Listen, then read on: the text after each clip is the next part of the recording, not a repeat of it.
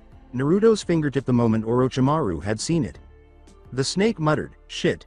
He flashed through a short chain of hand seals and quickly bit his finger, knowing that he would not survive if he was hit directly by whatever the monster was planning. Kachiyose no Jutsu. Rashomon. The moment Orochimaru slammed his palm into the ground, a seal of intricate writing flowed out around it, and with an explosion of smoke and debris, a colossal gate bearing a demonic face rose from the ground in front of the Sannin. Kyuubi. Naruto fired his Biju Dama, causing a massive explosion. The sphere of beastly red energy slammed into the gates of Rashomon, but even the most defensive shield could not withstand the extreme tension and instantly vaporized like a snowflake in hell. Fortunately, the gate fulfilled its purpose because the Biju Dama was deflected and missed by at least 2 feet. Orochimaru had never witnessed anything so destructive in his life, and the snake Sannin was wide-eyed and terrified when the dust and debris finally cleared and he saw the destructive power of the Kyuubi. It was unbelievable that such a creature could exist, and it was unreal for a Jinchuriki to wield this power. I have to have it. If I can use his amazing abilities to destroy other shinobi countries, he'll make a fantastic experiment and weapon. But it appears that Orochimaru was preoccupied with his enjoyable thoughts and was unaware of the mounting tension surrounding Kyuubi. Naruto. A deadly mistake. The look of shock on Orochimaru's face was priceless as Kyuubi. Naruto suddenly swept his clawed hand in an upward slice as crimson hellfire ignited from his palms, roaring and scorching throughout the field and trapping the snake Sannin within its fire tornado. Until the Sannin cursed and summoned a water dragon to vaporize the intolerable heat and fire. Mist exploded between them as everything became hazy and unclear.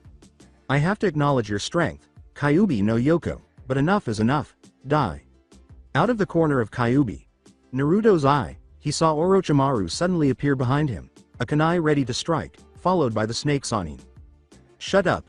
Orochimaru's eyes widened in agony as the Biju Dama blasted him square in the chest and sent him flying uncontrollably through the air, crashing through several buildings before smashing into the ground heavily. The blonde suddenly appeared in front of the shocked snake Sannin as crimson inferno exploded around them.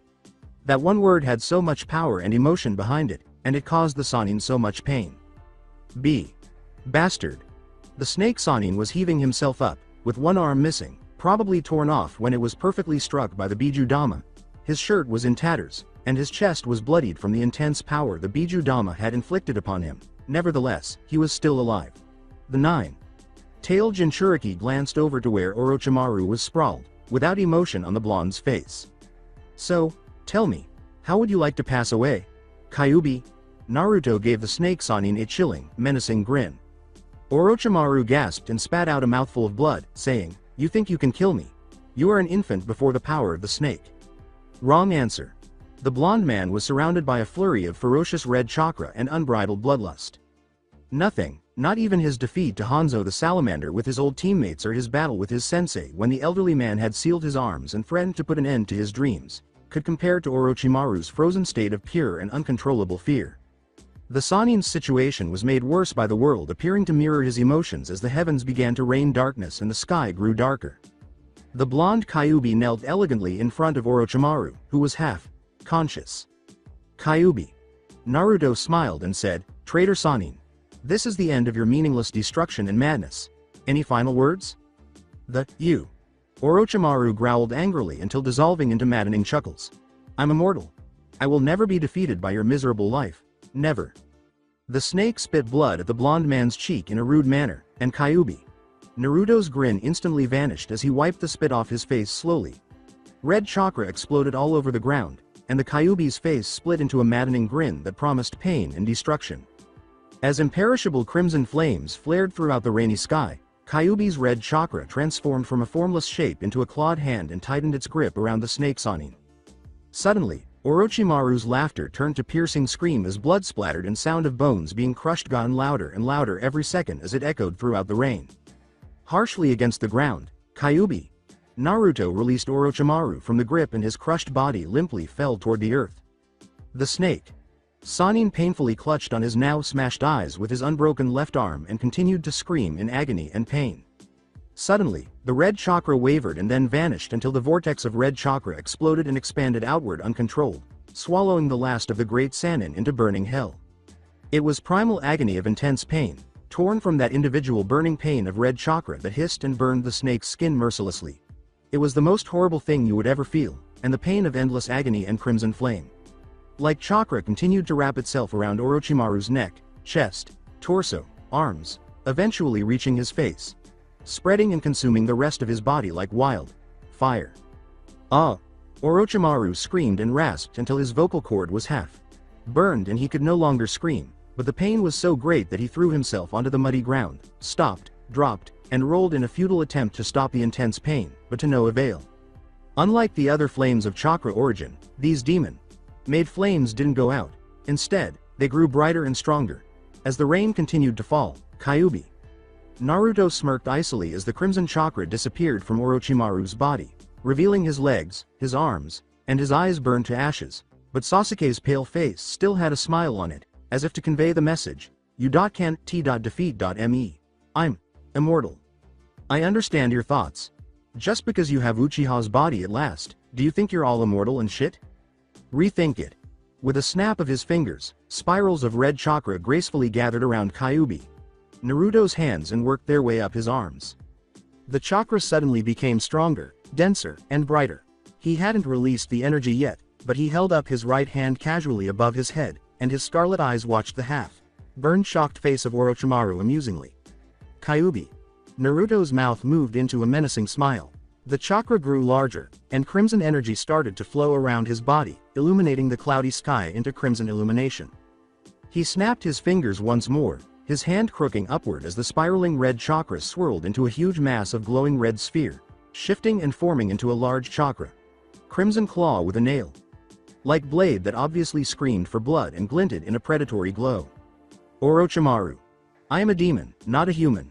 Kurama laughed heartily and aimed his chakra claw in front of Orochimaru's burned and broken body, its tip already hissing as it made contact with the Sannin's chest.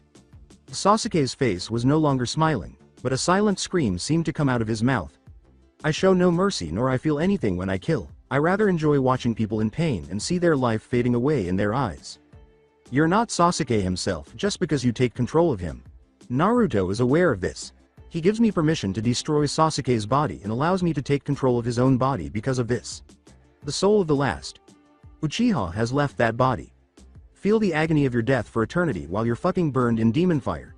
Kurama slashed his claw downward in a heartbeat, instantly turning Sasuke's remaining body to ashes, but Orochimaru's soul burned in agony as the hellfire consumed both his soul and his final scream. Orochimaru, the last surviving Sannin, was ultimately vanquished through suffering and losses and would never be seen again. Kyuubi. Naruto said nothing and closed his eyes as the rain pelted his bloody face, the soothing water gradually removing the sinful gore and blood stains from his body, leaving his scarred heart feeling content and a wistful smile spreading across his face. No more suffering. No more defeats. This permanently stops Orochimaru's future devastation and insanity. At last, the war was over. Naruto, thanks for everything, partner.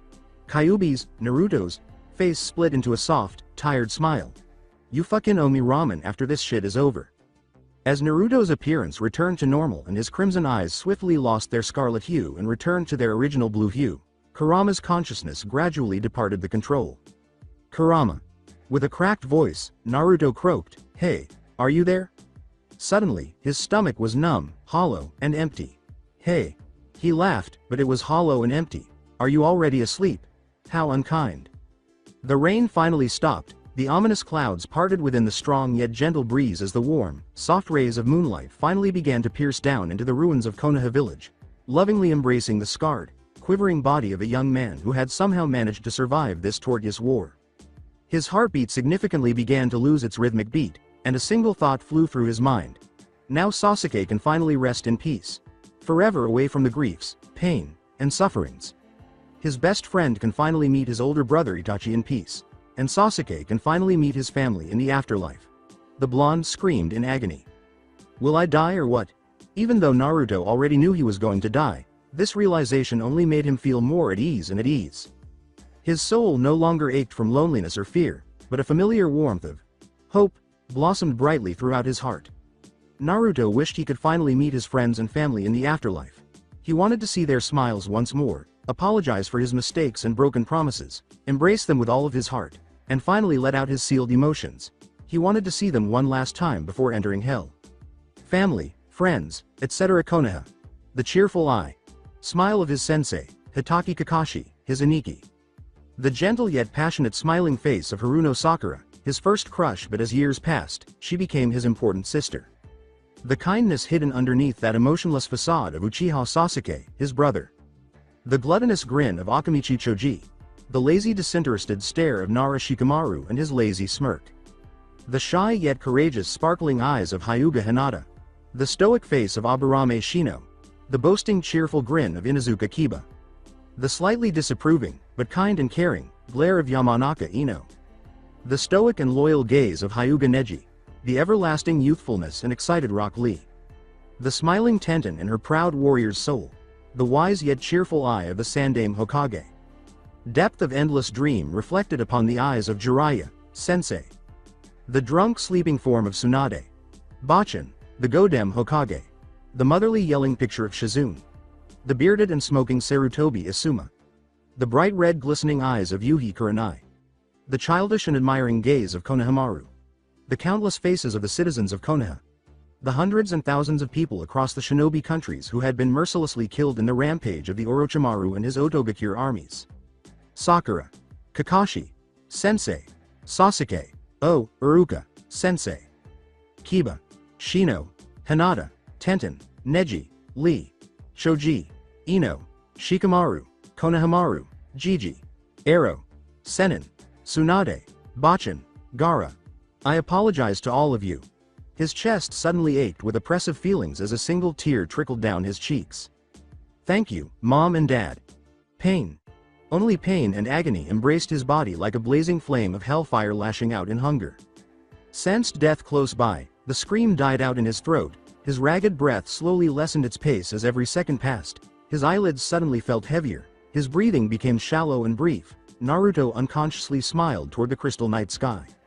Naruto softened his eyes before snapping out of his daze and withering painfully at the throbbing headache swarming around his mind like a soundless yet screeching music. Crimson. Blood pooled around his broken figure as tortuous intensity wrapped around his shattered soul. Yana. He murmured softly. Arigato Mina. Namikaze. Uzumaki Naruto closed his eyes completely, and the rhythmic pounding of his heart vanished into a never-ending quiet. He will never again awaken from this tranquil sleep. A dark, menacing voice murmurs softly in the night without stars. The moon turned black under its wrathful gaze, blocking the light that surrounded the body. Hero, good night. Gold Roger, the king of the pirates, was a pirate in the past. He was wealthy, powerful, and famous beyond your wildest expectations. The great treasure of One Piece has now become the goal of every pirate. While in the town of Logue. They waited anxiously as the legendary man stood high above them on the platform, his face slightly shadowed but his enormous smile brightened for attention. He was determined, that much was certain. He appeared to be a fearless man who knows no fear but believes in his own way, his own path. Two blades were pointed at his chest, the sharp steel hungry for blood and ready to turn red in a matter of seconds. The crowd was silent. My valuables. The silence was broken by a deep, rumbling voice, and it came from Gold Roger, the Pirate King, who had amassed more wealth, fame, and power than any man could have ever imagined. My gem. You can have it if you desire it. Look for it, that is where I left everything in my life. Those were his final words as the blade sliced through his chest, and his smile remained unwavering as his life faded away. The crowd stood in disbelief until a roar of cheers broke out, followed by explosive shouts and vows to locate the fabled One Piece. Additionally, 20 years from now, along with his faithful friends, a certain daring Straw Hat Boy would swear to fulfill his lifelong dream. To become a king of pirates. Unknown dimension. Entertainment. The holy goddess Megami watched over both worlds with a mixture of sadness and laughter. She respected the Gold Roger until the very end and found amusement in his noble demise. But Orochimaru, a simple mortal who mistakenly thought he was an immortal, infuriated her. That repulsive creature will be permanently imprisoned in hell and never be resurrected. As Megami watched Namikaze, Uzumaki Naruto's pure soul ascend toward the heavens, a sorrowful expression crossed her lovely face. No, not just yet. He is too valuable to pass away and lose his incredible gifts. Megami never hesitated, but this was a whole other story. It took her a very long time to decide whether to let Naruto rest in peace or give him another chance at life. She may have been cruel and self-centered in her decision, But she couldn't let Naruto die like that and meet his friends in the afterlife at this time. It was too early for such a lovely and pure soul to rest in peace. The goddess desired for him to be her warrior on her right side. She wanted Namikaze, Uzumaki Naruto, to become a member of her family, to put it succinctly. She wished for him to rediscover the meaning of life and form new relationships. Megumi's golden eyes narrowed as a black mist subtly gathered around her, then returned to its original shape. She was hugged from behind by a pair of pale arms. "Hello, my dear sister. Shinigami. What do you want?" she said in an icy, deathly voice. He purred, "Just visiting you, my dear sis." A pair of glowing crimson eyes were visible through his Hania mask. She angrily slapped away his arms, saying, "Stop lying to me. Who do you think you are?" Under his mask, the Shinigami grinned and said, I'll never dare myself to lie to you, Megumi Sama. Although my primary motivation for coming to see you is very significant. I wanted to remind you of our agreement. You'll let me train Naruto-kun under my wings, right?" he asked, cocking his head. Megumi's golden, amber eyes glowed, and she raised her aura menacingly around them, flattening the concrete floor with her sheer force and pressure. "I know that. But I promise myself that if you ever attempt to kill Naruto during his training session with us, gods and goddesses, I will personally put an end to you, brother," she growled. "Do we understand?" At the amused death god, the golden, amber aura grew stronger and took the form of a ferocious lioness, snarling and roaring. "Oh, that's frightening. But Megumi Sama, aren't you overreacting? The villain will never be able to kill the hero by outwitting him? Your wish is my command, milady," Shinigami said with a playful bow. "I'll be back to see you soon, ciao." As he vanished into the feathers and black mists, the death god waved. Megumi closed her eyes and inhaled deeply to quiet her fuming nerves. "Don't kill him, don't kill him, don't kill him," she said as she calmly made her way to her couch and reclined against the plush mattress. "He's an essential part of my plan. I'll be damned if I accidentally kill him right now." When the goddess snapped her finger, a haze of white figures materialized right away. "Get the soul. Calling ritual ready." The angels bowed their heads and vanished. "Do not enter my room until I give you the order. Time to call him." The thought of the former child of prophecy brought a gentle smile to her face. She closed her eyes, and as spheres of light erupted from her hands and were placed in front of her, a faint white light began to glow all around her. When she opened her eyes, an intense white, bluish light shone, and she started to summon the soul of Namikaze, Uzumaki Naruto.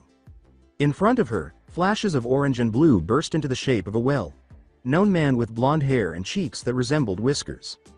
Megumi waited patiently for the body to show any signs of life. Abruptly, Namiaxi, Uzumaki Naruto, was breathing steadily and slowly, his chest rising and falling with each fresh breath of life. Megumi grinned maternally, her golden eyes glowing with joy. "Welcome back, Naruto. Hey, Kit, get up. Kurama. Awaken. Am I dead? Where am I?" A pair of blue eyes opened slowly and cautiously, but flinched from the blinding white brightness. Naruto lay on the ground for a short while as his mind raced through his situation, asking him a lot of questions. Didn't he survive after defeating Orochimaru? Why was his heart beating again? Why was he experiencing this familiar feeling of being alive? After taking a deep breath and calming down, Naruto came to a single, seemingly unbelievable conclusion that went beyond what he knew. For some reason, he had been revived. "I am still alive," he uttered the words in shock. Naruto pushed himself up slowly until he was standing, at which point only white surroundings appeared in his vision. The bewildered blonde looked down to see that he was wearing his typical Anbu armor over his favorite orange shirt, black pants, and a crystal necklace around his neck. He also had fingerless black gloves on, a tattoo of a spiraling crimson fox carved on his right shoulder, his prized katana, Sukioru, Moonlit Night, strapped on his back, and his fox mask dangled loosely on his side. Oddly, his battle wounds were healed. "Kurama. Gaki. What is it? Why am I even alive? What the hell is going on?" "Shut up, Kit. Your annoying voice is giving me a headache." Naruto rubbed his head and walked around the strange, white landscape, feeling a little irritated by the demon's attitude. Naruto yelled, "Hello," in the hopes that someone would respond, but nobody did. "Just where am I?" His eyes were focused on alertness, but they widened in surprise when he noticed a woman with a warm smile, long brunette hair, rich golden eyes that held warmth and motherly kindness, and what appeared to be a traditional kimono with designs of fiery fire. He felt a sudden foreign presence behind him, so he quickly turned and effortlessly unsheathed his katana. She grinned broadly and said, "I have always wanted to meet you, Naruto Namikaze, Uzumaki." "Who are you?" The blonde Anbu spoke calmly while maintaining his caution and holding onto the handle of his katana. "Don't worry, my love, I wouldn't hurt you. I just want to talk," said the enigmatic woman. After a few moments, Naruto smiled and sheathed his katana back, and the woman appeared perplexed by how quickly he accepted her. Naruto furrowed his brow and looked into her eyes, looking for anything suspicious or any intentions. "You already have faith in me?" Her voice was full of curiosity as she spoke. Naruto gave a nod. "Yes, you don't appear to be a horrible person." She appeared to grin broadly at his response. Naruto laughed and said, "Thank you, Naruto," before becoming serious once more. "No prob. How do you know my name?" A pair of cold sapphire eyes narrowed. "And where am I?" "To answer your question, you are in a place known as Euthafia, a place where souls rest in peace, and I have known you for a very long time. And to answer your question at the beginning, my name is Kami, though I would rather be called Megami." The blonde Anbu stood in disbelief for a short while, trying to process what she had just said.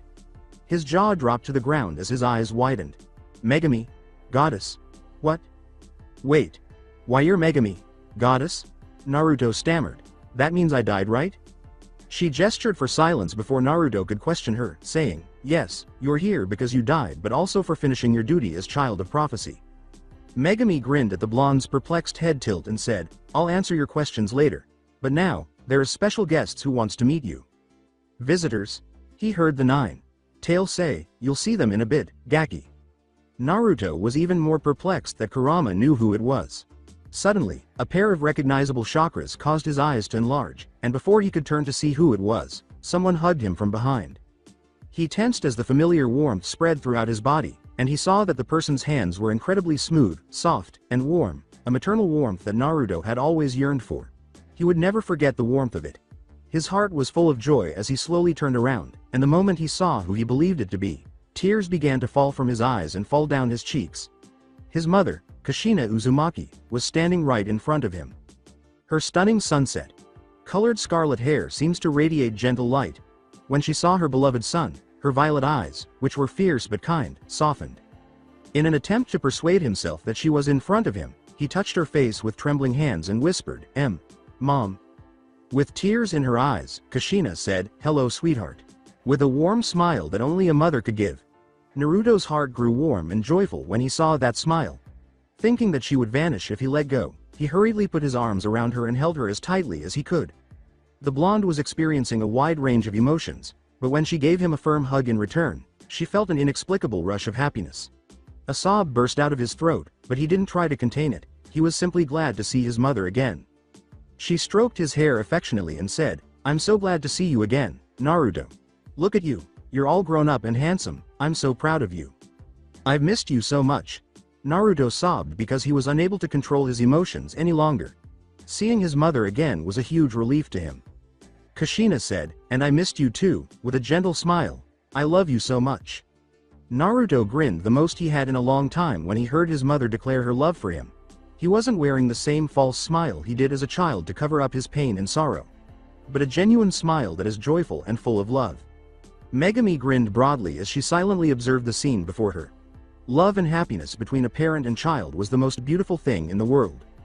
After a short while, Kushina relaxed her tight hug and stood arm's length away from Naruto, gazing at him with tender, maternal eyes for a few minutes. She gave him another embrace as the blonde laughed joyfully and then grinned broadly when a familiar face appeared. "Look at you.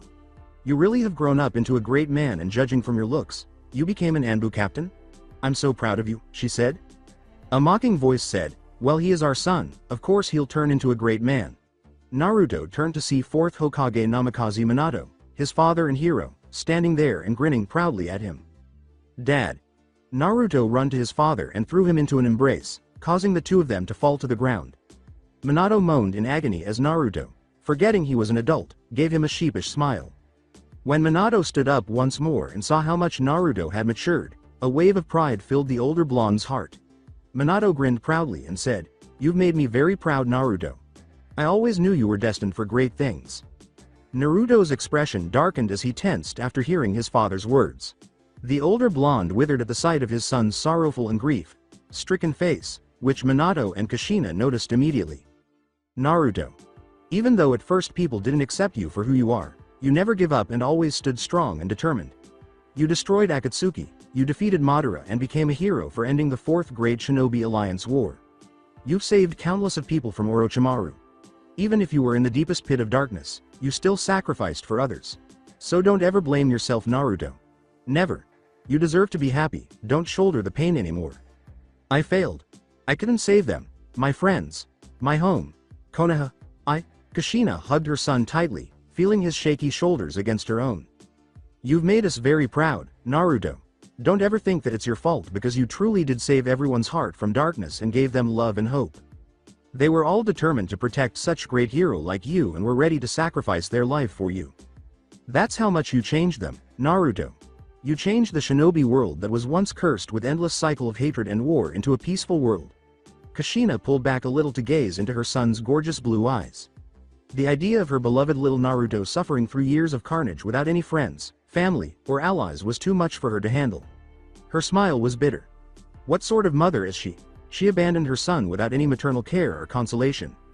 With tears running down her cheeks, Kushina grinned proudly and said, Naruto. You've done enough, more than enough. You're already forgiven.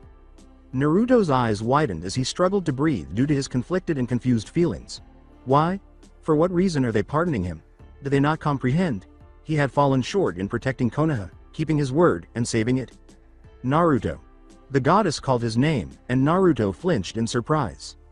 When he slowly turned to face her, Megumi grinned and said, I have something to show you. The blonde came over to see a big orb resting on her hands, and she motioned for him to come. Naruto looked more closely and was startled to see a familiar redhead standing atop a tower with thousands of people applauding and celebrating. The blonde Anbu saw that the people were from the land of wind, water, cloud, and rock. There were the Raikage, the Mizukage, and even the Tsuchikage. As he observed his friend, the Kazekage, calming the crowd, he muttered, Gaara. With a strong and resolute voice, Sabaku no Gaara stood up and began to speak. We've gathered to pay respect to the brave shinobis for fighting till their end and people we lost during the tragedy of Orochimaru. Konoha has fallen, but their will of fire will never disappear. We the shinobi of wind, rock, lightning, and water will become as one nation. To prevent war and losses, we will become as one and continue to protect our people. And the man who taught us that was Uzumaki Naruto.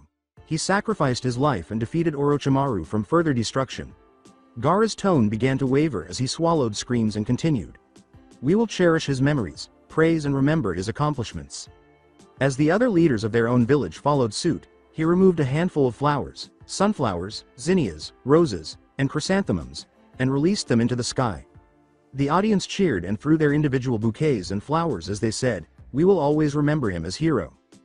Gaara grinned and said goodbye to the man he called his brother, a single tear trickling down his pale cheek. Every citizen, shinobi, and leader bowed their heads and offered prayers in honor of the greatest hero in the world.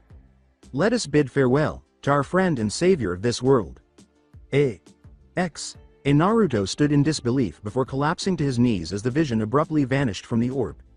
He couldn't believe his dream had come true, and tears were streaming down his cheek as he slowly grinned. Now the nation of shinobi was united. See, you did change the shinobi world, Naruto. Megumi smiled at him as she approached him and knelt down. Naruto nodded and wiped his tears as she said, Naruto, listen to what I'm about to tell you, in a warm and gentle voice. Of all the people that have been born into the world and anyone I've ever seen, no one has more heart than you. You are so full of love and forgiveness, no one could ever come close to the sacrifices that you had to make. You care for others and never hesitate to save the ones who need help. You are truly one in a million, no, billion Naruto. You are a true miracle child that no one could ever replace, and you deserve so much more than what was given. You have a great power within you. You have the power to change people and bring them to the light. Megumi gazed into his eyes and gently stroked his wet cheek. Naruto, it might sound absurd to you on what I'm about to say, but listen carefully. I want to give you another chance in life, but as an immortal and sage. Naruto gaped at her, shocked and incredulous. Immortal? Sage? I want you to go to a new world and make new bonds and learn the true meaning of life. Naruto was at a loss for words. A second chance? A new world? Naruto. He recoiled when his father gave him a gentle pat on the head, and he ducked his head in embarrassment upon seeing his father's somewhat startled and distraught expression. He didn't mean to react that way, but over the long years of war, he had forgotten the warmth and small touches. Earlier, he tried not to wince when his mother embraced him, and he instantly felt disgust and anger towards himself for feeling this way. How could he behave in such a way toward his loving, caring, and kind parents? Why should he be afraid? Wary? Fearful? Uncertainty? He didn't want to feel like a war veteran around his family because the war was already over? Minato whispered, "We want you to take this chance." He gently and hesitantly put his hand on top of his son's head, stroking his golden hair. "If you come with us now to the afterlife, you will be missing out on so much. True meaning of being alive and the true meaning of strength. You deserve these experiences on these things. You need this, son. You need to take this chance. It was hard for us to make this decision, but only you can do this." The fourth Hokage grinned. Naruto started to object, but his mother interrupted him right away. Kushina put her hands on her hips and grinned as she said, "No buts, Naruto. You're doing this. Where is my son who is always determined and follow his own path? Don't be such a kid and follow your own ways, Databane." At his mother's words, Naruto couldn't help but smile. He felt a sudden surge of strength and resolve. What was he afraid of? He was loved and cared for by others. "Your answer?" Naruto looked at his parents' warm smiles, feeling happy and proud. Glancing back, he smiled and gave Megumi the thumbs up. "I'll do it." As Megumi grinned at his response, Kushina and Minato both put their hands on his shoulder and grinned proudly. Naruto bowed slightly and said, "I'll go to the new world. Thank you for offering me a second chance." Megumi laughed. She touched his forehead slowly, and a dazzling white light surrounded the blonde. When the light subsided, Naruto looked at her in confusion. "I should be the one thanking you, Naruto." Naruto's eyes widened as she grinned and said, "You're now immortal and have endless lifespan." Before she spoke, Megumi chuckled at his strange disappointment. "Cool, but I don't feel any difference." She snapped her fingers, and a few scrolls appeared out of thin air as they fell into her hands. "Also, I want to give you few gifts. These scrolls includes every jutsus from the shinobi world and forbidden justice you would be able to use. Also, even if the law states that every demon who was sealed in Jinchuriki must be executed, I'm going to let Kyuubi stay with you since you two make a great partner." She smirked. "And because I don't give a damn about rules. Why in the world would I want to accompany this obnoxious brat?" Kurama spoke angrily, but it was obvious from his tiny smile.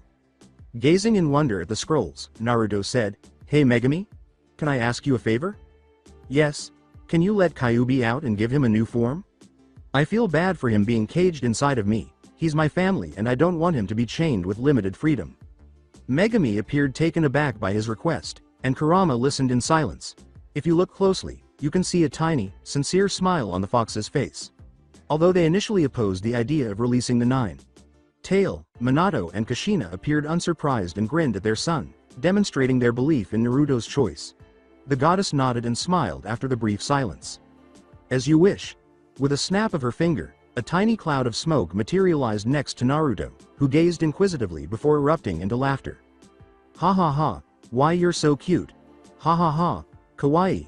Naruto pointed at the small fox with red, orange fur and crimson eyes that appeared to give the laughing blonde a fierce glare while clutching his stomach from excessive laughter.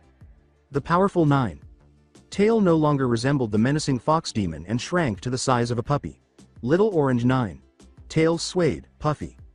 Kurama growled and flashed his razor sharp canines, saying, "Shut the fuck up, Gaki." When Kurama bit his finger, Naruto laughed and then yelled in agony, saying, "Wow, calm down Q-chan." The blonde glared at the fox, who yawned and ignored him, saying, "Ow, what the hell was that for?" The blonde Anbu nodded understandingly as Megumi explained, "I purposely made Kyuubi into that form." Kyuubi growls. "Thanks a lot. So it won't gather attention when you go to the new world. But it's possible for him to turn into a human form too. Just need some little training because it's quite challenging to make a large mass of chakra into a size of a human. Kyuubi should also have different forms of child, adult, animal, and beast mode for battle." Kurama yawned. With a gesture toward his stunning, silver, cerulean, and seemingly delicate katana, Naruto asked, "Is it possible to merge his chakra with a weapon?" He patted Sukioru's silky midnight blue sheath with a gentle smile. He couldn't remember how many times this sword had come to his aid during the conflict. "Yes, you can. But you must be very careful controlling the nine. Tail's chakra, A brief moment of hesitation and single mistake can lead to ultimate destruction and deaths. Megami cautioned. Naruto nodded rigidly. I'll never let that happen. Wait. Why the fuck do I have to be some sort of power-up for your weapon? Also, you'll need years to completely master my powers. And when I mentioned years, I mean like 100 years or so.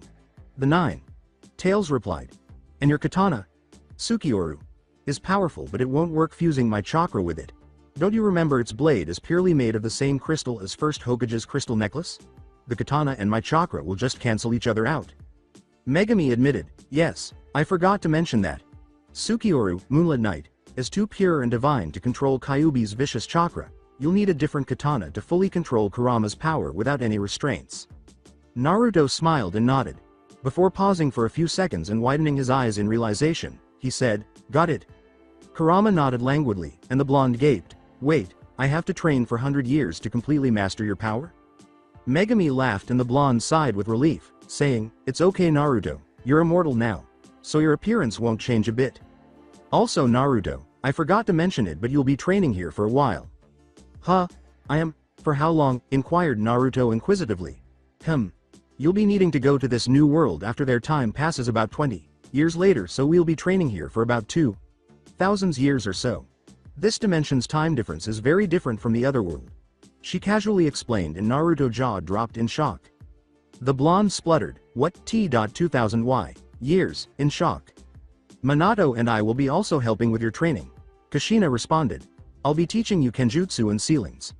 Minato will be teaching you new and forbidden jutsus, while Megami will be teaching you inner peace to become a fox sage.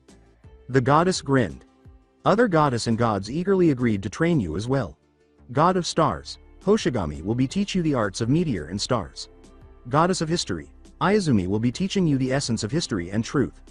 God of life, Izanagi will be teaching you the arts of creation. There are more deities who wished to train you, but I couldn't allow them to corrupt your mind with their meaningless lecture. She laughed, and finally. Naruto tilted his head at the dark expression in her eyes. What's wrong? Megami grinned, her expression tense. Nothing, darling. The last god I chose to train you is God of Death, Shinigami. He will be teaching you how to control the spiritual world, hell, and life. Naruto was unaware of his parents' tense and naive pouting. Naruto looked at his parents in shock, his gut telling him to flee because he sensed that this would be a Sparta training. Have you guys planned this out or something? There's so much training, he exclaimed. Additionally, he considered Anko's training to be hell. Kid, I fucking hate you right now. Perhaps it would have been wiser to turn down the offer. Naruto pondered while he perspired. He suddenly felt compelled to ask Megami one of the most crucial questions he had been meaning to ask. With all seriousness, Naruto asked, Hey Megami? Does this new world have ramen? She replied, Ramen? I believe not. Naruto felt as though a very sharp knife had been driven through his heart. As it crashed down on him, feelings of sadness and despair filled his throat. He was on the verge of tears, but he was still unable to come to terms with the startling information he had just learned from the Megami. It was simply not feasible. How did this occur? Was such a tragedy even conceivable? No, he didn't want to believe it, and he didn't believe it. His voice faltered a little as he asked, Are you serious? Hoping it was a lie or the product of his wild imagination. Megami arched her brow and grinned wryly, her eyes glimmering with silent laughter as she struggled to contain her laughter. Minato and Kushina burst out laughing, unable to contain their laughter. She managed to respond, Yes, I'm serious. When the blonde's eyes widened and gaped, she felt a little guilty but mostly amused. With the appearance of a puppy who has been kicked twice. No, 3 times. Megami chuckled at the amusing ideas, or like a cat that has been thrown into water. Naruto yelled, What? So you're telling me that a world you're gonna send me doesn't have ramen? What? The blonde was so shocked that he was on the verge of passing out. This woman was crazy. The brunette sighed and asked, Is it that big of a deal? Yes it is. I don't want to go anymore. Well, too bad. Are you serious? No ramen? What? That's just... Uck! Naruto screamed, clutching his hair in exasperation. How can you even love those stuff? I think soba is way better than those noodle crap. What? You have no sense of taste, Megami. Ramen is the best. Ramen is the food of God. Nothing can beat its wonderful taste, and for your information, this soba crap you're talking about is part of noodle family. Baka! Shouted Naruto. Megami childishly whispered, Whatever. Smartass. And Naruto could clearly hear her. I heard that. He yelled at the goddess. Kurama sighed and rolled his eyes in frustration. Sometimes all he wanted to do was punch the Gaki to get him to stop being so dramatic and ignorant. Gaki, shut up. She's lying, you dumbass. The blonde grinned with relief and laughed. Oh, she was? That's good. Before joining in the laughter, Minato and Kushina gave the goddess an apologetic smile for their son's mischievous behavior. Megumi felt that it would be extremely hard to keep up with this hyperactive blonde shinobi, so she shook her head and sweated toward the strange family, not to mention his parents. 2 millennia later, in the center of the tiny clearing stood a lone figure, Namikaze, Uzumaki Naruto, who was engaged in meditation. His blonde hair appeared to grow a bit longer, and his scars, which resembled whiskers, appeared to darken slightly. The immortal sage, who was now just over 2,000 years old, had the appearance of a young adult in his 20s and was wearing his favorite red sage jacket. When he was younger, between the ages of 10 and 15, he always wore his adorable orange jumpsuit. He was still wearing his bright orange t-shirt underneath his Anbu armor. His favorite color was still orange. He accessorized his black shinobi sandals, fingerless gloves, and loose, fitting yet stylish black cargo pants. Additionally, he had a small pouch strapped to his left side and an orange sash around his waist. For personal reasons of devotion and love for his hometown, he wore the well-known headband that represented his loyalty to Konohagakure. However, he carved a new symbol of a spiraling fox and leaf on the metal in place of the leaf symbol that was previously on his forehead protector. His Anbu mask, shaped like a fox, was strapped to his right waist, while the azure-colored katana was strapped to his back. He wore a golden crystal gem necklace around his neck that had a crimson jewel tint hidden inside. The necklace shimmered beautifully in the sunlight and gave off a special aura. Where is he? Focus. Focus.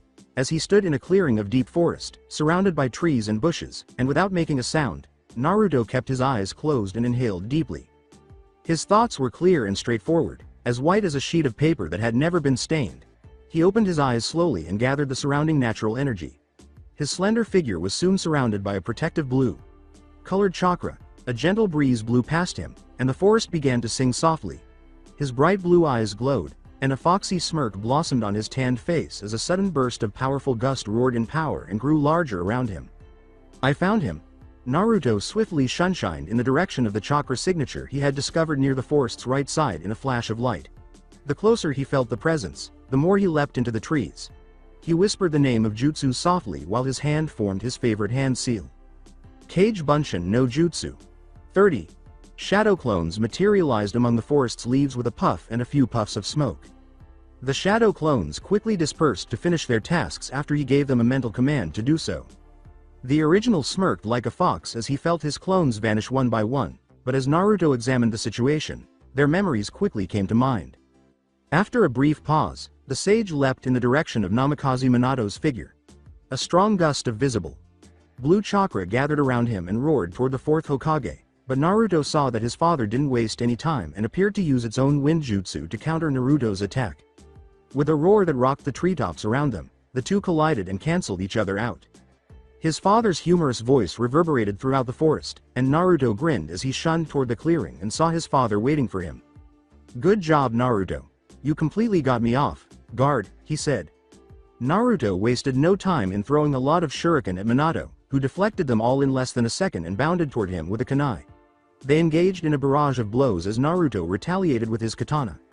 As they attempted to knock each other down, sparks flew and no time was wasted. When his son vanished, the fourth Hokage's eyes widened abruptly. Recognizing the well-known tactic, Minato swiftly increased his defense to its highest level. What the hell? Although Minato didn't sense or witness his son use the special kunai or apply any seals to activate the jutsu, Naruto's technique was unquestionably Hiraishin no Jutsu, Flying Thunder God technique. Examining his surroundings, he rapidly flipped his body to the side and slashed his kunai when he felt a presence behind him. Minato's vision was invaded by a puff of smoke. Minato stopped. A shadow clone? He was completely stunned. That was a shadow clone? It was just like the chakra signature of the original. Where was the real Naruto? Then, in an attempt to locate his son's chakra, he looked left, right, up, down, and behind. He was oblivious to Naruto being right beneath him. The Minato's only warning was a slight tremor in the ground. He leapt straight up, but his speed was insufficient. With one hand outstretched and the other holding a katana, Naruto burst out of the ground directly behind where he had been standing. As he slashed his blade toward him, Naruto flipped in midair and landed behind Minato. However, Minato immediately spun around to face him and began to form hand seals, this time a water jutsu. Naruto was hit by a barrage of water bullets. The immortal sage Naruto smiled, and as soon as his palm touched the ground, a massive earth wall burst forth, obstructing the water. Naruto swiftly developed a second wind jutsu, Fuden. Daitopa, wind release. Great breakthrough. Without the use of hand seals. This time, it was more potent and shaped like a whirlwind. Additionally, he created a blazing fire hurricane by adding Kaden. Gokakyu no Jutsu, fire release. Great fireball technique. The intense heat roared in Minato's direction, causing him to widen his eyes and then narrow his focus as he rapidly formed his hand seals. Tiger, ox, monkey, rabbit, ram, boar, ox, horse, monkey, dog, tiger, snake, ox, monkey, rabbit, bird. With Sweden. Daibakufu no Jutsu, water release. Great waterfall, Minato counterattacked while water extended and streamed down with immense force. A firestorm and a massive waterfall erupted and vanished, shrouding the area in a fog of mist.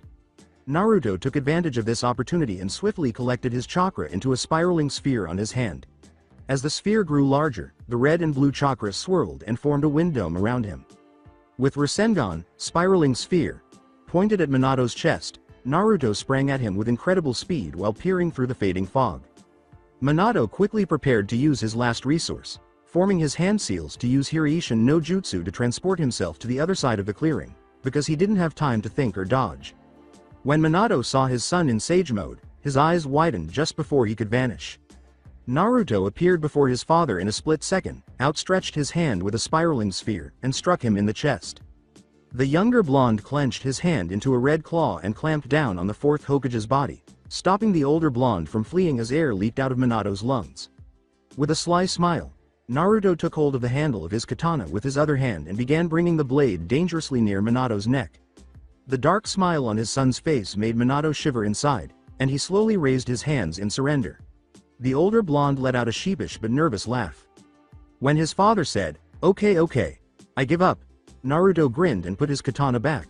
Minato exhaled in relief as the red chakra vanished. "Very good, Naruto. I am thoroughly impressed with your tactics and skillful techniques, and it seems like you defeated me," Minato laughed.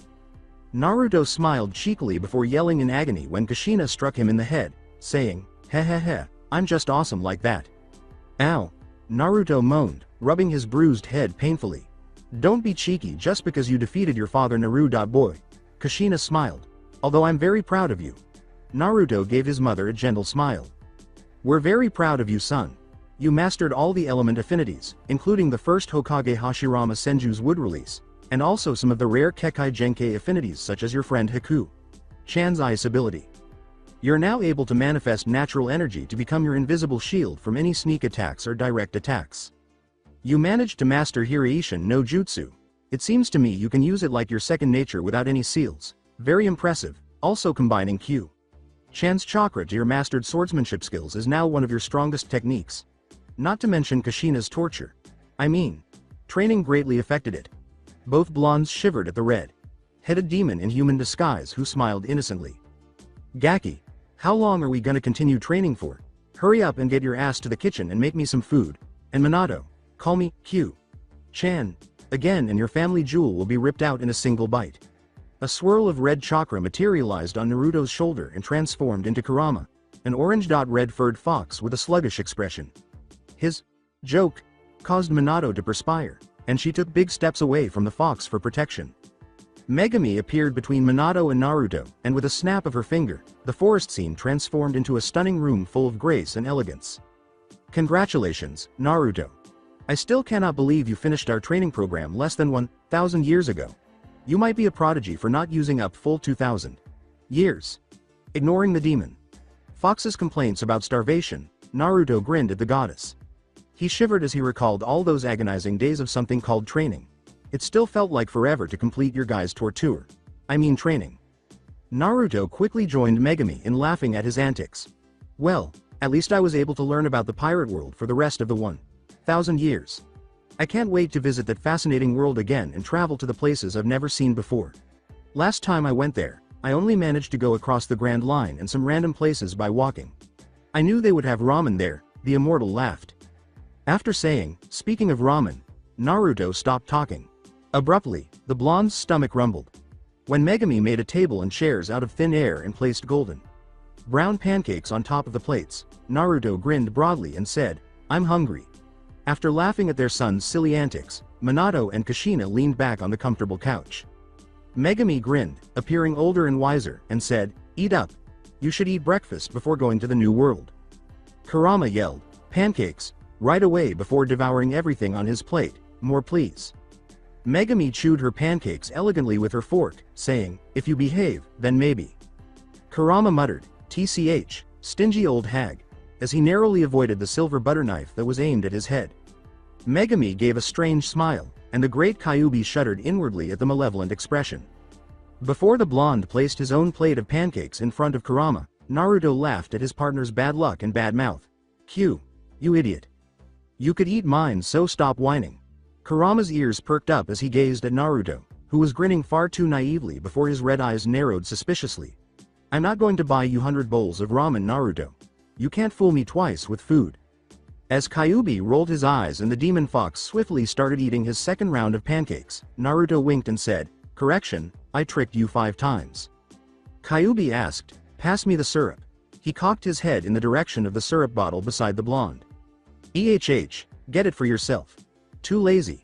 As their son prodded Kyuubi with a fork, Minato and Kushina watched with affection. Their hearts filled with pride as they witnessed their son's genuine smile once more. They were pleased with Naruto for finishing their training and persevering through the difficult years. He gained confidence, strength, and wisdom. He was no longer a young man seeking affection and attention from the villagers, a lone shinobi who would never stop fighting for his objectives, and most definitely not a leader who was lost in loneliness and darkness. Namikaze. Uzumaki Naruto transformed into a wonderful man who endured far too much while maintaining a lovely, pure soul and becoming more resilient to defend the things he treasures. Naruto got out of the chair, finished the last pancake on his plate, and grinned at his parents while standing tall and self-assured. Mom, Dad, I'm ready. Knowing it was time for their son to leave for the new world, Minato and Kushina grinned sorrowfully and got up from their seats. Kurama leapt onto the blonde's shoulder as she said, Megu, I should get going now. The immortal sage hung his pouch around his waist and swiftly sealed his clothing and other belongings into his scrolls. Already? Megami grinned broadly despite feeling sad in her heart. Okay then. The goddess rose from her seat and faced Naruto, her palms emitting a halo of silver. White light. Are you ready, Naruto-kun? Naruto grinned and said, Anytime. The immortal gave her a gentle smile and a sibling hug, saying, I had a wonderful time with you and your parents for the past 2,000 years. Thank you, Naruto. Over the years, he came to see her as a big sister who constantly attempted to steal his food.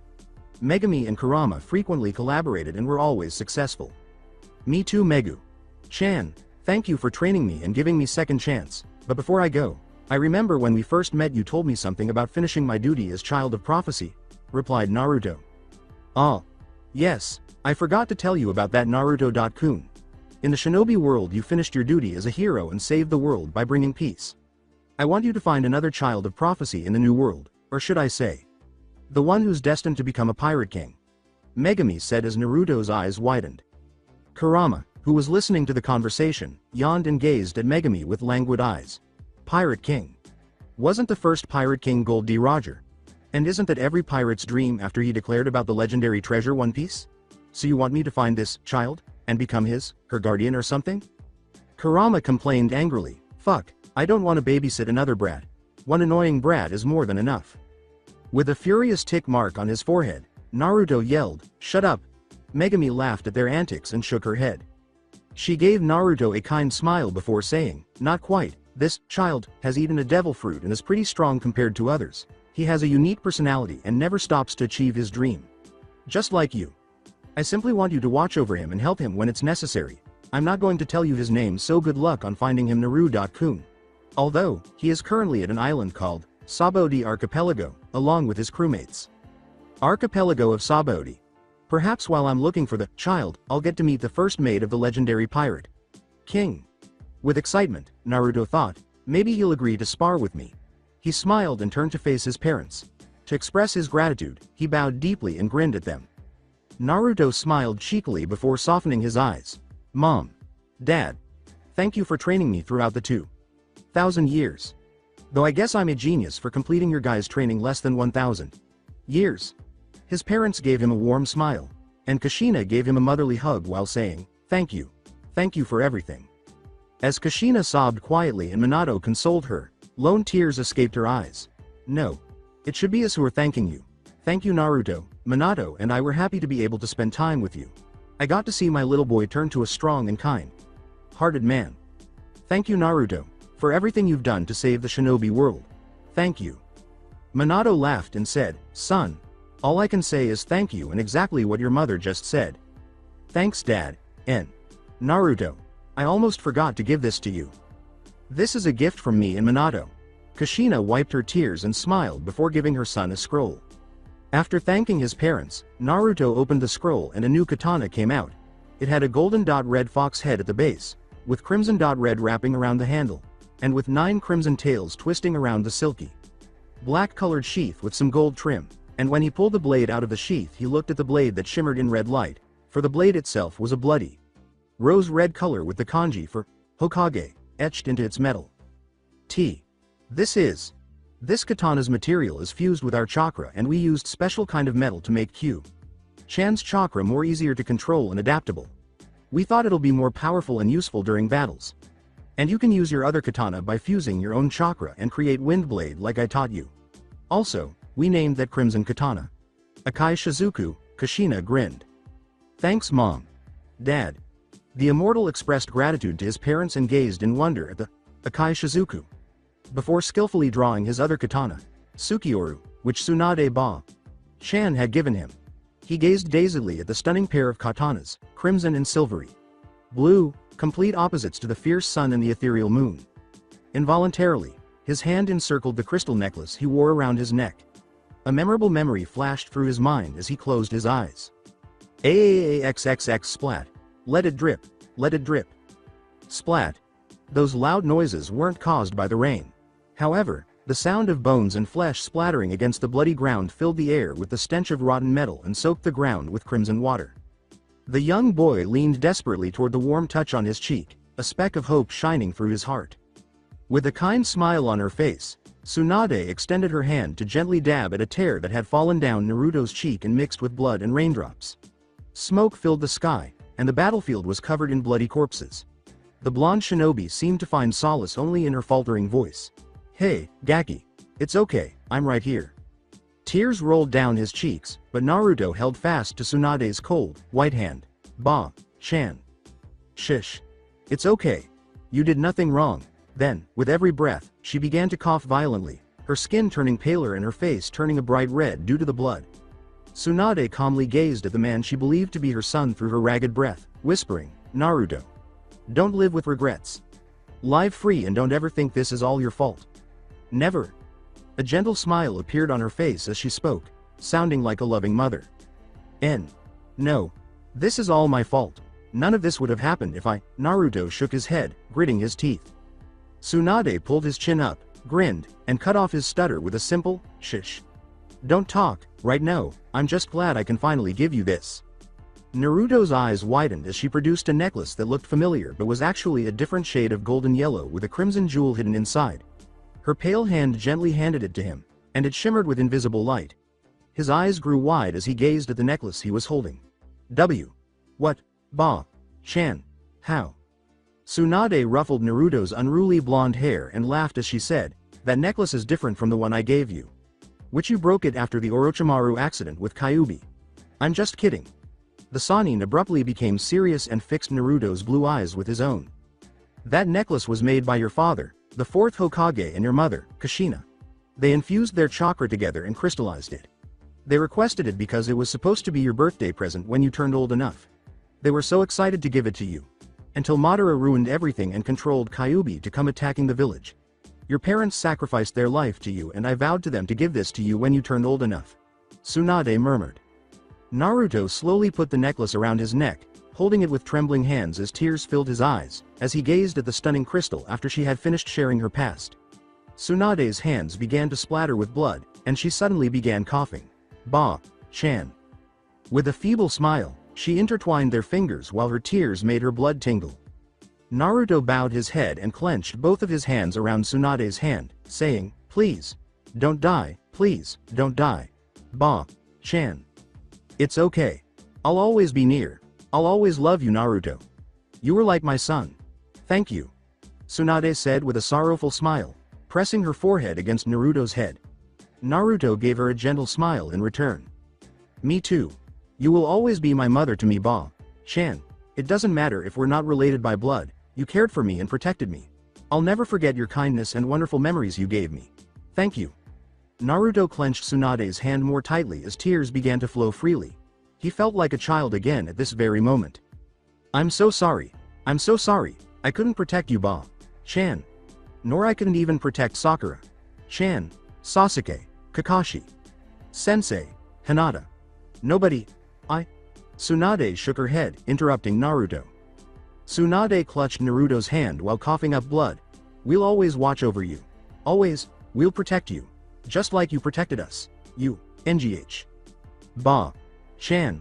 Naruto gazed at her anxiously while Tsunade gasped for air. As Tsunade pulled a blue scroll out of her pocket, a wrapped object materialized in her hands. You've grown so much since I last saw you.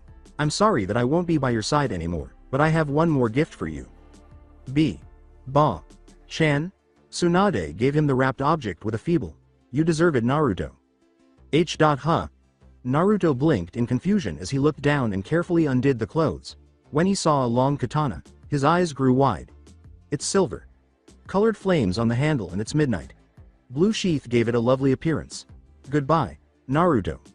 I'll always love you. My son." Tsunade whispered softly as Naruto felt cold hands suddenly press against his cheeks. When Tsunade's hand hit the floor, he widened his eyes.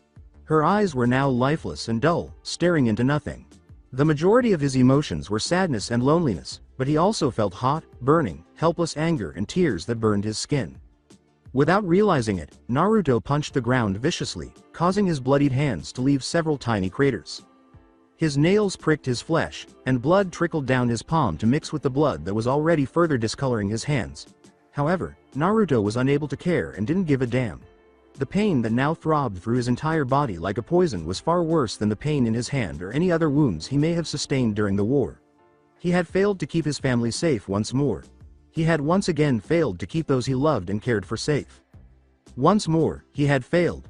And this time, it had been one of his most treasured people who had understood or cared for him, someone who was like a mother to him. There was nobody now. He was by himself.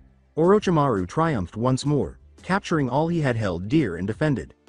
At last, Naruto's expression changed to one of complete agony and hopelessness. Then he screamed his anguish to the merciless night sky above, tilting his head back.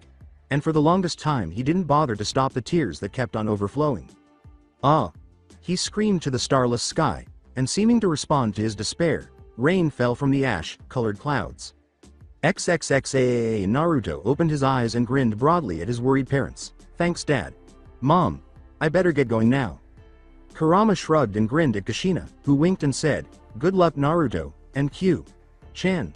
Be sure to watch over my little boy, okay?" Minato complained, "Hey, why is Kushina allowed to call you that?" And Kurama just looked at him. As Minato sat far away in the emo corner with Kushina consoling him, the Demon Fox said, "'Cause I don't like you." And then leapt onto Naruto's shoulder. XD. Megami gave him the thumbs up and grinned, saying, "Well then, Naru-kun. Be safe and remember, don't eat too much ramen." Naruto yelled, "Not going to happen," and his parents chuckled. Kushina yelled, "Naruto. Be sure not to cause too much trouble, Databane." Naruto grinned and mouthed, "I'll try," to his mom. The crystal orb glowed warmly as the goddess threw it into the air, engulfing Naruto and Kurama. Golden light encircled them, and the room reverberated with soundless harmony. They disappeared once the light faded. Minato nodded and then grinned warmly as Kushina whispered, "Seems like they left." They both laughed and then grinned piteously as a silver light gradually encircled their bodies. "Naruto will definitely cause some major ruckus at the New World," they said. Minato gripped his wife's hand tightly and remarked, "Looks like it's time to go back to the place where souls rest." Megami said, her eyes glimmering with sorrow, "Minato-san. Kushina-san. Don't say anything about apologizing, Megu. Chan. We're very thankful for letting us spend long time with our son. Our dream came true and we're grateful. You're also part of our family. Kushina and Minato laughed. They gave the goddess a warm smile before being completely consumed by silver light and turning into ashes before they vanished entirely. When Naruto comes back someday, I'll definitely summon you two again, I promise. The soothing sound of waves reverberated loudly across the vast blue ocean, and Naruto's sensitive nostrils were filled with the scent of salty water. Seagulls flew freely across the clear sky, spreading their magnificent white wings. He opened his arm and inhaled deeply. Oh, what a fantastic day. Where the fuck are we? His mood was always ruined by Kurama, always. Naruto complained, "Shut up, Kurama, can't you see I'm trying to relax right now?" And began to move randomly across the water, his footsteps making tiny ripples against the ocean's surface. Kurama yawned as he languidly followed the blonde's graceful yet swift steps.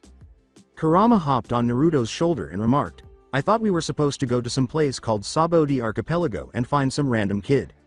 The blonde immortal shrugged and kept moving in an unknown direction until he came upon an island with strange, looking tall trees and... Were those big bubbles floating around? Awesome. The strange island gave him a sudden burst of natural energy, and it appeared to be the ideal location for using Sage Mode in a split second. Naruto used chakra to examine the island and discovered that it was actually a massive mass of trees large enough for humans to live on, rather than a real island formed of dirt. He felt a special energy from the island and a few individuals who were far more powerful than the average person. Similar to those who consumed devil fruit. 11 in total. They exuded a distinct aura, but he couldn't pinpoint the precise number. However, there was also an unsettling aura of greed and bloodlust. Naruto nodded and flicked his finger. "Kid, I feel some unique presences from that island. It might be those humans who call themselves devil fruit users, they're scattered everywhere on the island. Not to mention some dark emotions seem to be packed in this particular place, pretty strong negative feelings are emitted from there." Suddenly, he was standing on the land covered in bubbles and trees. What? He was too indolent to go for a walk. He became interested in the bubbles and discovered that he could ride on them and use them as a balloon bag. Wow! The bubbles were incredible. He stopped walking when he noticed a large group of people having fun. Groove 3-3. A theme park. Naruto gazed at the throng of people who occupied themselves by riding a variety of roller coasters, merry-go rounds, Ferris wheels, and other vehicles. He felt joyous feelings permeating the space and grinned at the tranquility. Suddenly, a wave of despair and powerlessness reverberated in his head. Although it was far away and outside of this area, Naruto swiftly avoided the intense emotions and pinpointed a specific location.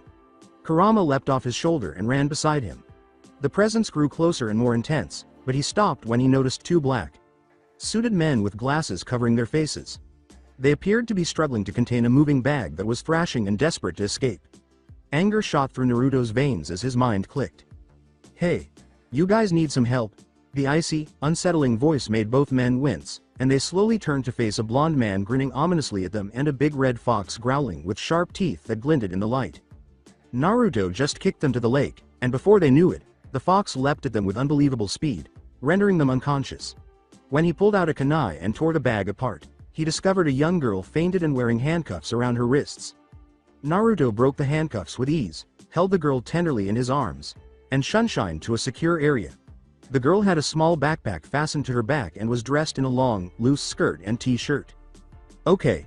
It's a good thing we saved her from those kidnappers, but who is she?" Kurama yawned and sniffed, saying, "Dunno, but she smells kinda fishy." Naruto shrugged, and Kurama rolled his eyes at the immortal blonde. "Fishy? Well, she does have a unique aura around her, but really, fishy? It makes sense if it's a cat and fish but human and fish? To me that can only mean she's a hybrid of mermaid or something." Naruto heard the girl's shaky, timid voice ask, "Who are you?" and looked down to see the girl's face marked with fear and bewilderment. A pair of naive purple eyes gazed at him with fear and a hint of curiosity as he smiled warmly and carefully released her from his arms. "You okay? Are you hurt anywhere?" Naruto asked softly, checking to see if she had any wounds. He noticed a tiny scrape on her arm, but she still appeared wary of him. When the girl understood the hidden message and gave a shy nod, he just looked into her eyes and grinned warmly. In an attempt to gain her trust, he gently touched her arm and used his visible blue chakra to heal the small wound. The girl watched in amazement as the wound vanished entirely in less than a second. Naruto tilted his head and then laughed in realization as she gave him a perplexed look. He paused and said, "Oh, I never gave you my name, did I?" Before laughing out loud, he held out his hand to her and said, "It's Naruto." She cautiously and slowly took his hand and let it be held. "Namikaze. Uzumaki Naruto. Pleased to meet you," she said. The girl appeared to smile shyly in return to Naruto's radiant smile. For a brief moment, Naruto studied her appearance and saw that her small frame was encircled by extremely large clothing. He could only draw one conclusion because it seemed like she was trying to conceal something. "What's your name?" Naruto inquired, and the girl, appearing wary but submissive, whispered. "See. Kami." The girl with the mint green hair said, and her smile brightened instantly. Naruto was a little taken aback by her sudden outburst, but he smiled as Kurama slept next to him. "Thank you so much for healing my wound. Did you also save me from those guys too?" she asked. "Yeah, do you know why they kidnapped you for?" he asked, noticing that she flinched and appeared to be experiencing mental turmoil. Naruto simply patted her head and noticed the bewilderment in her eyes. Naruto gave her the thumbs up and grinned. "You don't need to tell me, but just to let you know, I keep promises and never go back my words," Kami said, staring at him in shock before laughing. It was strange, but all of her mistrust and doubts about her savior vanished in an instant. Kami hung her head dejectedly, saying, "Thank you Naru. Shin, I promise I'll tell you once I get back with my friends. They must be worried sick about me right now." She gave him a startled look before grinning and nodding when Naruto said, "Friends? Then come on, let's go find them." "Thank you." Naruto held her on his arms and began to walk before pausing, and the green-haired girl stared at him in confusion. When she asked, "What's wrong?" Naruto perspired and then chuckled uneasily. Where do we go? Stupid." As Kami strolled through the lively forest in the reassuring silence, she began to feel sleepy and her eyes began to close entirely. She sensed the blonde who had saved her radiating warmth as she heard reverberating bubble pops and a silent wind blowing her hair. She had one thought. Why would he be interested in a stranger he had never met before? He knows she was a mermaid, right? Kami had a gut feeling that he was already aware of her species. How could he care so much, if at all? Kami opened her purple eyes a few moments later and gazed inquisitively at the enigmatic blonde's back. She was struck by how slender yet incredibly strong it appeared, and upon closer inspection, she could see deep scars beneath his shirt. She heard him speak softly and snapped out of her reverie. "So, where do we go?" Naruto asked, grinning as he strolled along the path while carrying a mermaid on his back. Kami smiled after blinking once and twice. "I think we should go back to amusement park. I hope my friends are safe. I don't want to cause them any trouble." "Don't worry, I promise I'll send you back to them. I never go back to my words." Naruto cracked a grin. Kami smiled slightly and said, "Thank you." They kept walking calmly until Naruto stopped, cocked his head, and his breathing became a little labored due to the unexpected tension he was experiencing. Fear, rage, and greed were the negative emotions. He experienced the same emotion prior to traveling to this island with Kurama. The nine-tail let out a small growl as the aforementioned fox raised its head and gazed at the building they were facing. "This location. Kit. This is the place I was talking about. Pretty shitty thing for pitiful humans to do for money," Kurama murmured.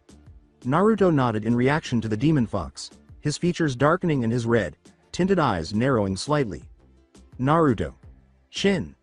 the mermaid asked, tilting her head in perplexity because she had never seen him look so serious and frightening. With a tiny smile, Naruto's somber exterior vanished. "Kami, do you think you can cooperate for a while?"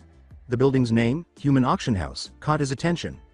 The mermaid asked, staring at the blonde in confusion. "I have a plan."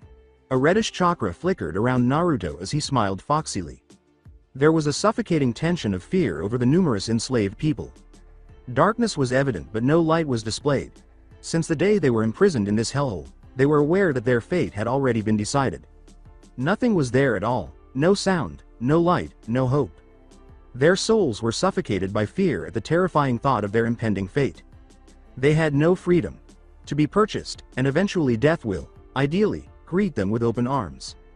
They realized how cruel the world was as a result of their humiliation and rage at not being able to take their own lives with their cuffed hands, even though it was better to die. It was very straightforward. Having money bought you life, and living a poor life meant you were headed toward death. The word, justice, had a bitter taste, the sweetness of laughter had vanished, and their veins were burning hot with rage and hatred. Even though time seemed to be moving slowly, reality was passing by with each heartbeat. Every day, They begged and prayed, waiting indefinitely for someone to get them out of this terrible place. Arg! The sudden voice made the slaves cringe, and they listened in silence. What? Who the hell are you? What are you doing here? URGHHHHH.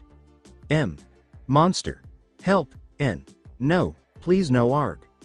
The darkened cell was filled with cries and yells. W. Who the hell are you? Stop!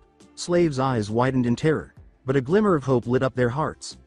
They waited tensely as the graceful footsteps drew nearer and nearer until they stopped and the door opened. The slaves were startled by the sudden light. The darkness had vanished, and the room was illuminated like sunshine by the painful yet cozy light. After a few seconds, everything became apparent, and everyone let out a horrified gasp. Ugh! Moaned one of the slave owners, his arm painfully gripping the bloody torso. On the ground, countless slavers and kidnappers were unconscious, while others were lying down, motionless and lifeless. The guards, their bodies somehow scorched and burned by a hellfire, sobbed in agony. Their fresh blood, dripping from the crimson walls, painted the door into crimson artwork with its red wine hue. Amidst the mayhem and violence, a lone figure appeared in front of the dimly lit hallway and approached the cellar, where slaves were trembling uncontrollably at the unidentified visitor. The brave slave raised its voice, but it was trembling and flattered. W. Who are you? All but one silver-headed old man, who was staring warily, was among the terrified slaves who fled in terror. With a calm yet compassionate smile blossoming on his tanned face, a dashing young man casually walked out of the shadowed doorway. Half of the enigmatic person's scarred face was concealed by golden bangs, but anyone can see his intense blue eyes and his muscular, slender frame. The man appeared to be in his early 20s. The man with the blonde hair slowly raised his left hand, which appeared to glow in a blue-greenish light and illuminated the space as a calm warmth permeated them. He whispered a few words, then snapped his finger, making the glowing light brighter and denser. Everyone gasped as the slave's wounds and bruises gradually began to vanish completely. Throughout the entire process, Rayleigh watched in awe, and the first mate of the former pirate king saw the terrible power this boy was concealing. No man can go through such suffering and gain such knowledge at such a young age behind those gentle azure eyes. Naruto grinned and felt a surge of excitement after demonstrating his basic healing jutsu. How could he not? The first mate of the fabled pirate king stood in front of him. It was truly amazing. The immortal sage was eager to engage in a drinking competition with him. Alright, let's return to the primary subject. Kyuubi discovered the human auction house shortly after the blonde rescued Kami. This was the source of all the dark's unfiltered feelings. Even though Naruto had previously been a ninja and had lived in a world full of blood, conflict, and loneliness, the atmosphere here was choking him alive with intense feelings. It had been a long, long time since he had experienced such concentrated and intense despair. He was determined to get these slaves out of this vile place at all costs. He found it repulsive that people would sell other people for their own avarice and ambition. Kurama snarled and appeared to respond to Naruto's feelings by encircling him with visible red chakra. Rayleigh narrowed his eyes and the slaves stiffened in terror as Naruto apologized with a smile before wiping out the ferocious chakra surrounding him. The cuffs and collars effortlessly broke into pieces and disappeared into dust in a matter of milliseconds after a gentle voice whispered, "Don't be afraid, I came to save you guys." The heavy rope of iron and steel shook violently against the floor, disappearing into pebbles. Naruto raised his finger and silently shushed the salves before they could cheer with joy and the old man could gasp. The slaves bowed deeply to their savior, tears welling up in their eyes as they said, "Shush. Listen carefully. I took care of the guards outside, so while I distract the others, run from the back door, okay?" Rayleigh was astounded to see that a young boy was actually putting his life in danger to save these people. It was outrageous for a boy to do, but it was also brave and courageous. He observed as the boy with blonde hair pulled out a rope and wrapped it tightly around the unconscious announcer, owner of the auction house disco, to the bar in the cellar. "Oh, of course. We don't know how to repay for such kindness you bestow us." "Thank you. Thank you so much," the slaves exclaimed as they bowed deeply in reverence and shed happy tears. The blonde man smiled as soft laughter filled the dimly lit cellar. The slaves watched cautiously and curiously before erupting in laughter as he pulled out a pair of familiar star-shaped glasses that had once belonged to the auction house's disco announcer. Now with the strange glasses on his face, the blonde smirked and cocked his head. "What? Doesn't it look gorgeous on me?" Kurama's eerily amused voice turned the slaves' cheerful disposition into fear before their savior laughed. "You look like one of those crappy clowns." Naruto turned to the silver-headed headed man, who gave him a funny smile, and said, "Fuck off, furball." They looked at each other for a few seconds before breaking eye contact and nodding in agreement. A big water tank materialized next to the blonde in a cloud of smoke, and Rayleigh and the slaves both appeared amazed by what they were witnessing. They could clearly see a mermaid in the tank after the smoke cleared, and the little reddish-orange fox transformed into a human with blood-red eyes and crimson hair. Kurama grinned and extended his human form. His silver chain necklace clattered with every step he took while wearing a basic red shirt and stylish baggy pants. As he changed the size of his leather fighting boots, they clicked.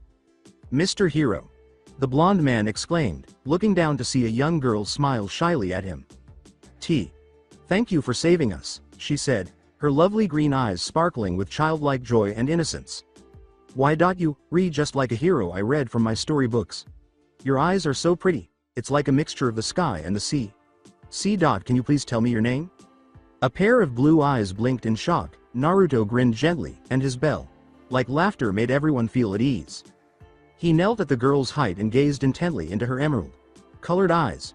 When he playfully ruffled her hair, she laughed. The girl blushed and giggled childishly when she heard the compliment. "My name is Naruto, and I think your eyes are prettier. It's like a beautiful shades of forest green. May I have the honor to learn your name?" Naruto smirked and bowed to her in jest. Kurama yawned and snorted at his playfulness next to him. "Keiko." The blonde man gave her a final pat on the head and got to his feet, grinning broadly. "Beautiful name. Be careful not to get caught again, okay?" he said. His words, "Now there's no time, run and live to your fullest," caused the slaves to smile, and as they fled through the back door one by one, the tears kept streaming from everyone's eyes.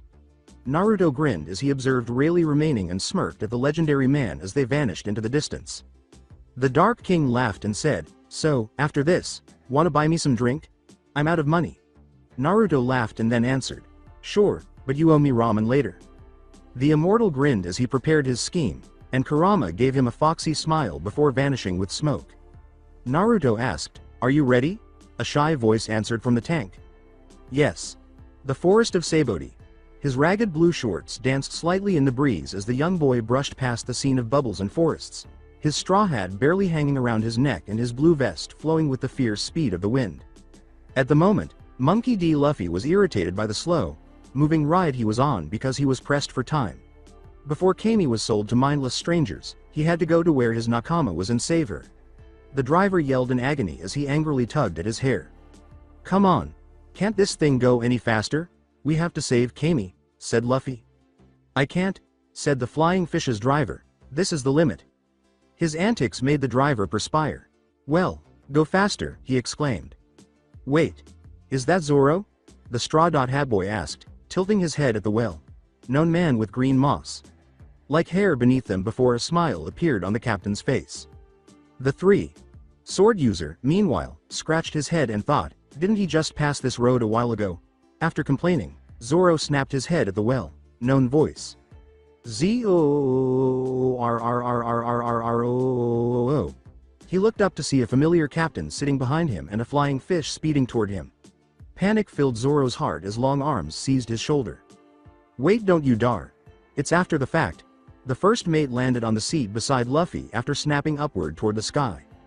Growling, Zoro said, "I'm gonna cut you someday." Shi. Sorry, Zoro.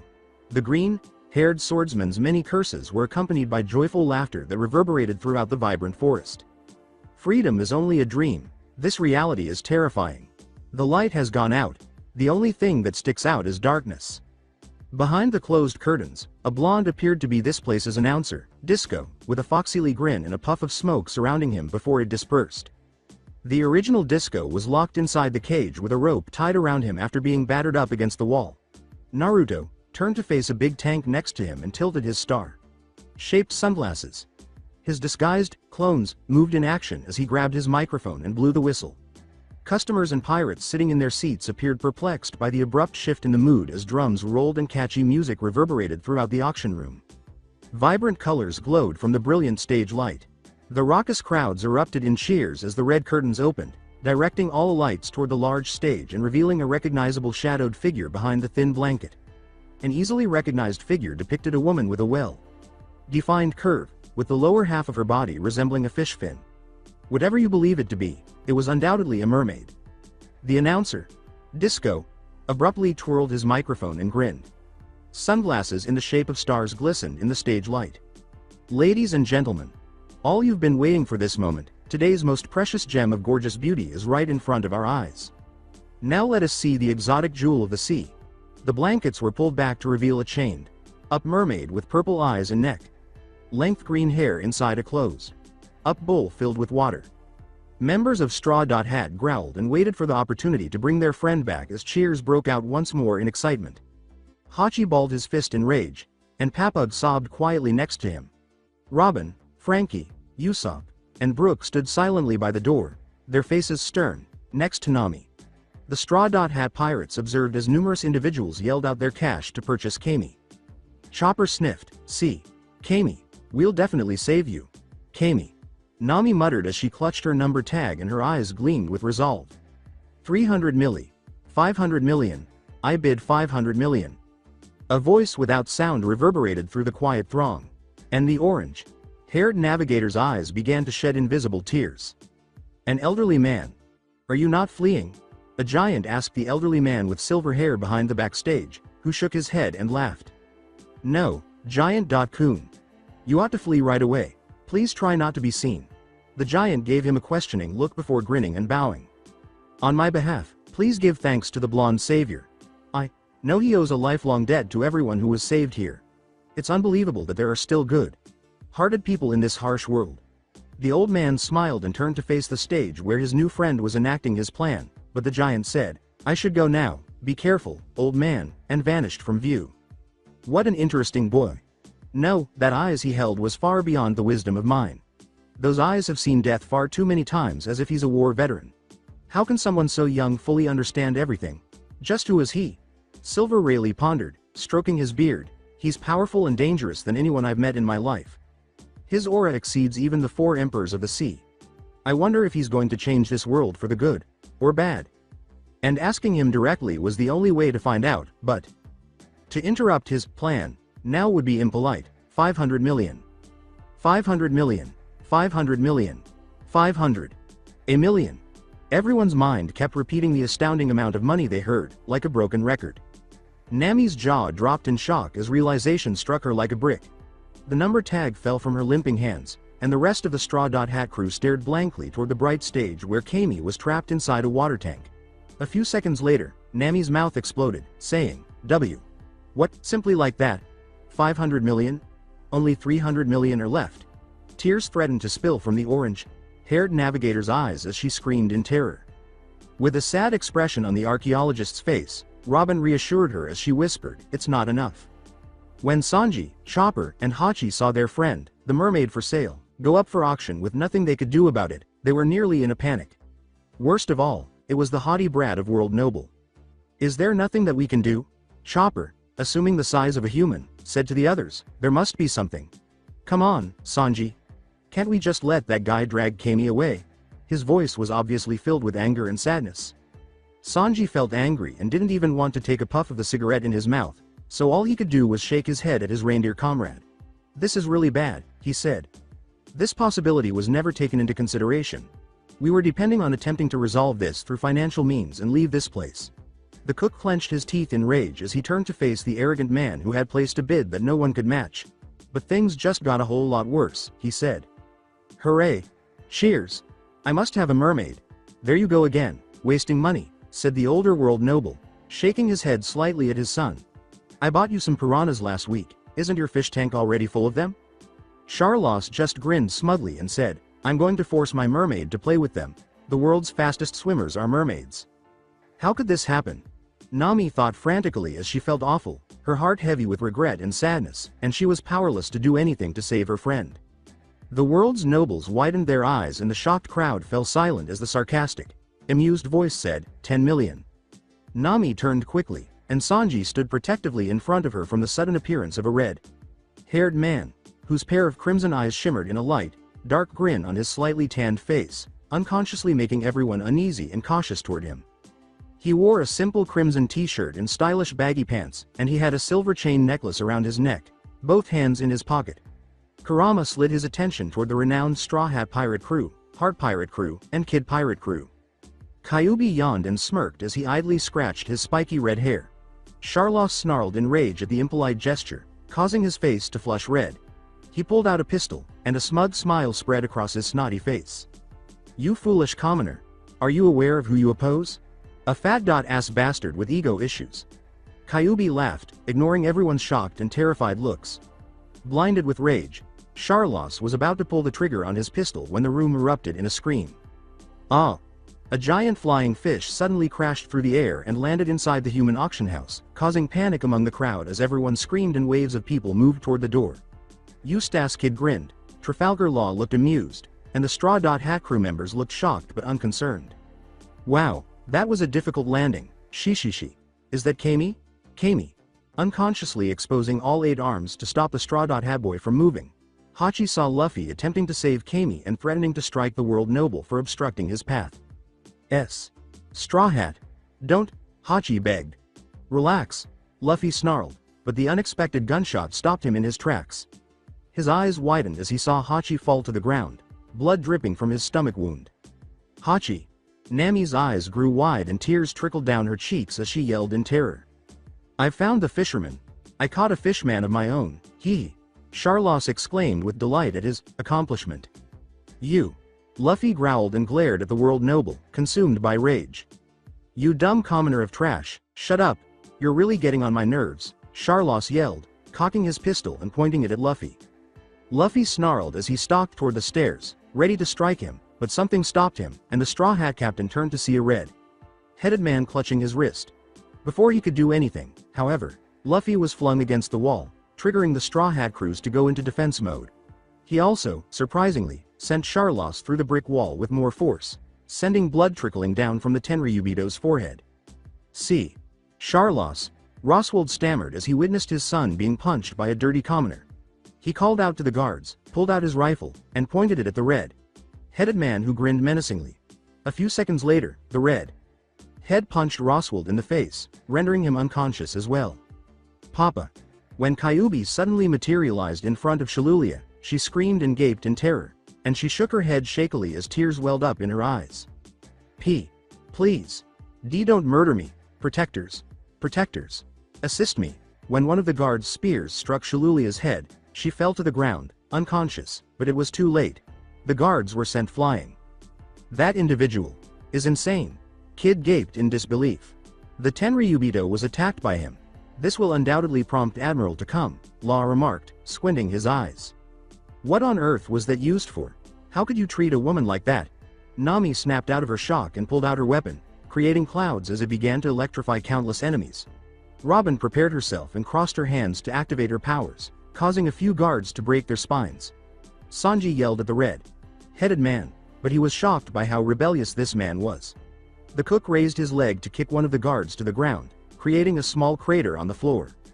"Tch." Zoro unsheathed his swords and gazed at the red-headed man with curiosity. The green swordsman felt a strong demonic aura from the enigmatic man, and one of his katanas, Shisui, was reacting violently against his palm. Roronoa narrowed his eyes, wondering if the katana was giving up to the man. Suddenly, the green swordsman blocked the deadly spear from one of the guards and swiftly slashed him unconscious. That's enough thinking for the moment. The red-headed man simply knelt down in front of the fishman, grinned, and stared into his eyes, ignoring the chaos around him. "You okay there, punk?" Hachi nodded, frozen in terror. The red-headed man effortlessly threw the guard who was trying to sneak behind him to the ground, leaving craters in his wake. "What on earth is happening? And who on earth are you?" Luffy yelled as he rose from the floor and gestured toward the redhead.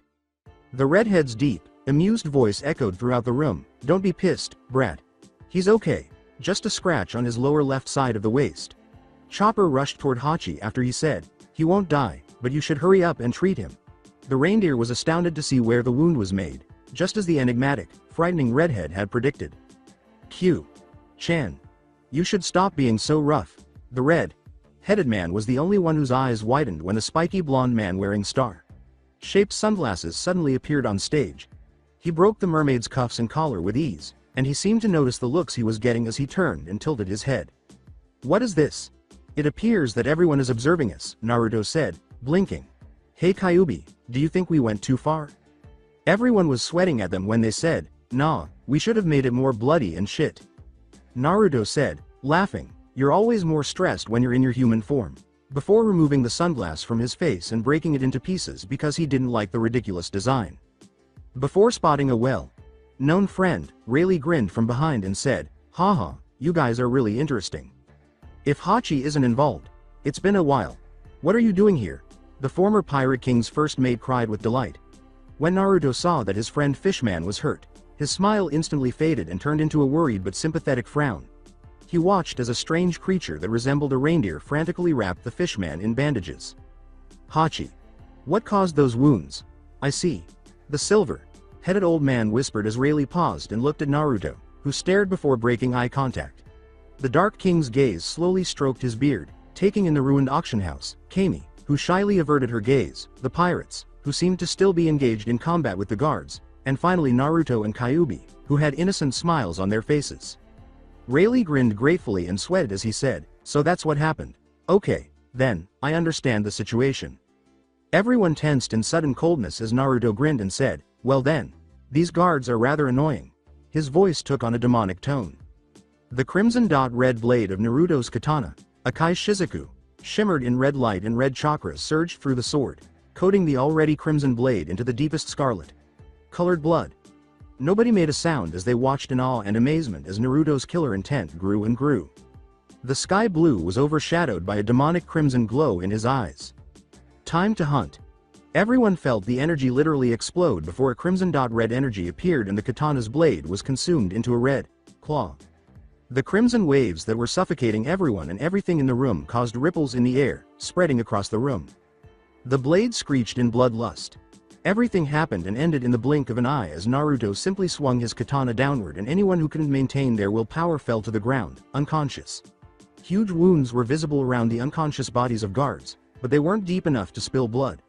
The red energy vanished as Naruto sheathed his sword back, and the invisible pressure left the room, leaving countless enemies scattered across it, unconscious. When Luffy saw all of the guards unconscious on the ground, he whispered, wow. His eyes suddenly formed a star. That was so awesome. That sword. Zoro fought back the intense impulse to engage that man in a sword duel as he watched in disbelief, unable to see or even feel the blade move. What was that, anyway? Nami looked at the enigmatic blonde warily. Monster RRRR. Chopper and Usopp let out a horrified scream and fled behind Frankie. What was that? Trafalgar Law, the captain of the Heart Crew, saw his crewmates struggling to keep their eyes open due to the force and gasped a little. Fuck, you shouldn't undervalue him. A few drops of perspiration trickled down the child's face as he swore. The mermaid sat on the ground, sighing in relief, and grinning broadly at the familiar starfish running down the stairs with tears streaming from Papug's eyes. Naruto ignored the remarks about him and turned to face Kami before carefully carrying her out of the tank. Kami. Despite stumbling a few times, Papug was able to hop into Kami's arm. I'm so happy you're all right. The mermaid grinned as the starfish let out a cry. Yes. It's all because of Naru. Shin. When I was abducted, he came to my rescue. All of the slaves who were captured here were also spared by him. He pretended to be the announcer and bided his time to cause havoc. Everyone looked at Naruto as though he was crazy, and he laughed when the mermaid gave him an innocent smile. Oh, he did? Thank you, Luffy chuckled. Anyway, who are you? The immortal grinned and said, no prob, name's Namikaze. Uzumaki Naruto. And this arrogant bastard is Kyuubi. Kyuubi scolded him, and everyone sweated except for the Straw Hat captain, who chuckled. You guys are hilarious, shishishishi. In any case, you two ought to join my cray. Hold your hands up and come out. A crime will develop if you do not rebel. Let the hostage go. Mugiwara no Luffy. Exclaimed a loudspeaker. Amplified voice from outside. Eustace, Captain. Kid. The Trafalgar Law, we insist that you immediately release the Tenryubito. There will be an admiral shortly. Any losses resulting from your failure to cooperate will not be our responsibility. It appears that we are encircled. Yay, more fighting for me, Naruto said with a lazy smile as the blonde tilted his head and others looked at his ridiculousness with deadpan expressions. Gosh. Luffy grinned and slammed one palm against a fist, saying, don't think I'm giving you three all the fun. TCH, I'm not going to waste my time beating up some insects. Kyuubi growled, and in a puff of smoke, he transformed back into a tiny fox. Everyone was terrified, with the exception of Luffy, Rayleigh, and Naruto, who exclaimed, "Awesome." "What on earth?" Kid's eyes were wide as he gazed at the fox. That is truly amazing." Law blinked in astonishment. "It's Kyuubi. Sama to you shit heads," Kurama yawned. It was always funny to watch people go crazy over Kurama's powers, and Naruto just grinned with pleasure at everyone's response. The officer and the other Marines tensed up when they saw the 3. No wait, 4. 5. Shadows moving toward the exterior of the auction house. Even after they had left the building and were right in front of the firing squad, cannon, and Marine soldier aimed at them, the Marines could still see 3 of them arguing, bickering, and fist fighting among themselves from a distance. The 4th and 5th figures appeared to be bored and inactive. "Dude, stop talking, you bastards, I'm not going to let you have all the fun. I said I'll do it myself. You people are stupid, you 3, just shut the fuck up." Kyuubi gave a yawn. "Furball, screw off," the child gave him the finger. "Hey, that's what I call him, don't steal," Naruto gave a cutesy pout. "Leave this to me, as I mentioned before." "Oh no, I will," Luffy whimpered. "I want ramen," muttered the sexy blonde. Law snarled, "Don't order me around." "Are all of you fools?" The man with the tulip head. "You don't understand it, do you?" The doctor with the panda eyes. "Ramen in." "Shut up." Monkey D. Luffy was the first to come into full view, cracking his knuckles and clenching his fist before saying, "All right, leave this to me." Kid growled, "Are you even listening to me? I fucking said that you should stay away." "Try giving me another order," said Law. "And I'll take you out first, Eustace." Yawn. Naruto rubbed his eyes languidly while Kurama sat next to him, staring at the fox's facial expression. The 3 persisted in arguing, but they stopped when they experienced a sudden chill. "So what?" Naruto asked with a gloomy grin. "Are we gonna start or what?" The suffocating force emanating from the unidentified blonde man caused the Marines to freeze in terror. With a broad smile, the blonde raised his left hand and whispered to the wind. "Rasengan. Now let's have some serious fun." A moment's silence in a raging rage. In the arena, there was complete silence. Suffocating pressure weighed heavily on everyone as the enormous ocean passed by, and a whisper, like breeze, cut through the tense silence. Rasengan. A hand-sized whirlwind sphere was formed by the blue chakra spiraling around Naruto's left palm. The wind merely obeyed him to become his shield and blade. He was surrounded by visible light, blue swirls that were protective. The blonde was surrounded by an absolute shield of blade, like wind that roared in a piercing scream and moved erratically as if they were alive. Astonished by what they saw, the 3 pirate rookies tensed up nervously as they gazed at the blonde with a startled expression and the menacing sparkle in his azure eyes. They stiffened in fear as this man exuded a powerful aura. To put it simply, this blonde-haired guy was no joke. It was the terrifying yet familiar feeling of becoming prey. The red-orange furred fox sat comfortably on the blonde's shoulder as he took a few steps toward the soon-to-be catastrophic battlefield, his sage coat fluttering in the breeze. His crimson katana, Akai Shizuku, crimson tear, shimmered with a serenity of steel in ecstatic glory. His sapphire eyes gleamed like the sun. "Let the fun begin." The blue sphere on Naruto's left hand became denser and more powerful as he quickly stood in front of the Marines with a blank expression and a passionate wind surrounding him, forming a visible barrier. The spiraling whirlwind transformed into a blue fox and encircled the blonde with its terrifying claws and fangs. Everyone was reminded of a bloodthirsty demon by this scene, which gave the impression that the wind had been given life. The Marines felt a wave of fear and coldness. The man's presence was intolerable. Cold, freezing, chilly. He carefully examined each one by one, with empty, calculating blue eyes. His eyes gradually transformed from their original blue to a shimmering crimson like an exotic red jewel, as if he could sense the fear they all felt. The blonde moved closer, and as his left hand extended with strange spiraling blue energy that grew bigger, denser, and more powerful on his palm, all of the Marines froze. Suddenly, their guns, swords, and cannons were violently blown away by a visible blue wind. Fearfully, the helpless Marines retreated a great distance while hastily gathering their dispersed weapons. But without success. They had neither the moment nor the time to reflect. Too sluggish. The entire field cracked under the force of Naruto's Rasengan as he shunshined toward them and pointed it at the ground. The bubbly forest was filled with cries of desperation and screams. The Marines watched their comrades lose, and their thoughts were filled with fear and despair. They were easily defeated by a single man, and this blonde's oppressive presence was utterly terrifying. They saw him raise his hands and then slam to the ground. A few seconds later, a big crack appeared between the Marine soldiers, causing the ground to tremble. They screamed as the earthquake caused them to lose their footing and drop their weapons. Naruto pulled a handful of paper bombs from his pocket and tossed them into the air. He whispered, "Kai." Paper bombs suddenly exploded all over the field, and the wind force caused grass fragments and rock crumbles to fly. The explosions continued to cause devastation among the Marines in a rhythmic pattern. Before hitting the cannon gunpowders, a flicker of tiny ember appeared. The tiny flame quickly transformed into explosions, shattering metal like glass. As the shocked Marines collapsed to the ground, unconscious, Naruto sunshined in the center of them and quickly pressed their pressure points. The blonde skillfully flipped to avoid the approaching sword from behind after using the back blade of his katana to knock roughly 30 Marines unconscious in a single swipe. Naruto kicked the Marine in the stomach, sending some of them through the tree bark and shattering the enemy's sword into dust. He leapt back a few paces, pulled a scroll from his pocket, and hurled it. The red scroll opened on its own, and words written in ink appeared on the paper. Ram, boar, tiger, bird, rat, shuriken kage bunshin no jutsu. As the scroll repeatedly multiplied, innumerable deadly kunais and shurikens emerged from it in a puff of white smoke. Smirking at the stunned looks, Naruto waved his hand. In a matter of seconds, the blades sped down toward the Marines like a rain of steel. Many of them were pinned to the ground and trees. No blood was spilled, but they were unable to move. They had amused, irate looks on their faces as they attempted to break free. The Marines were devastated by Naruto's childlike play. They screamed in terror and shock upon seeing the enigmatic young man with blonde hair possess extraordinary power. Luffy stared with starry eyes from a distance. Sugoi. Eustace's red eyes narrowed and his jaw tightened. Just, who the hell is that guy?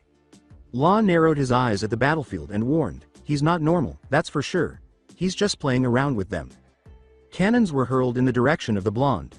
Naruto quickly used his katana, Akai Shizuku, and his instincts. He narrowed his eyes and sliced his blade downward. Observing the metallic spheres as they fly by him and then break into numerous tiny metal fragments. As a piercing snarl ripped through the atmosphere, he slashed his katana through the air, causing the invisible blade to tear cannons apart. "Firing squad, take aim," yelled the commander. With their guns and cannons pointed at the blonde-haired immortal, a group of Marines from the fire squad stood in firing formation. His playful smile persisted despite the narrowing of his blue eyes, which was evident given his circumstances.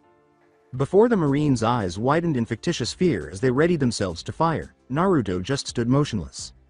His playful glint caught everyone off guard before the Marines pulled the trigger. "Don't shoot, I'll die," he exclaimed.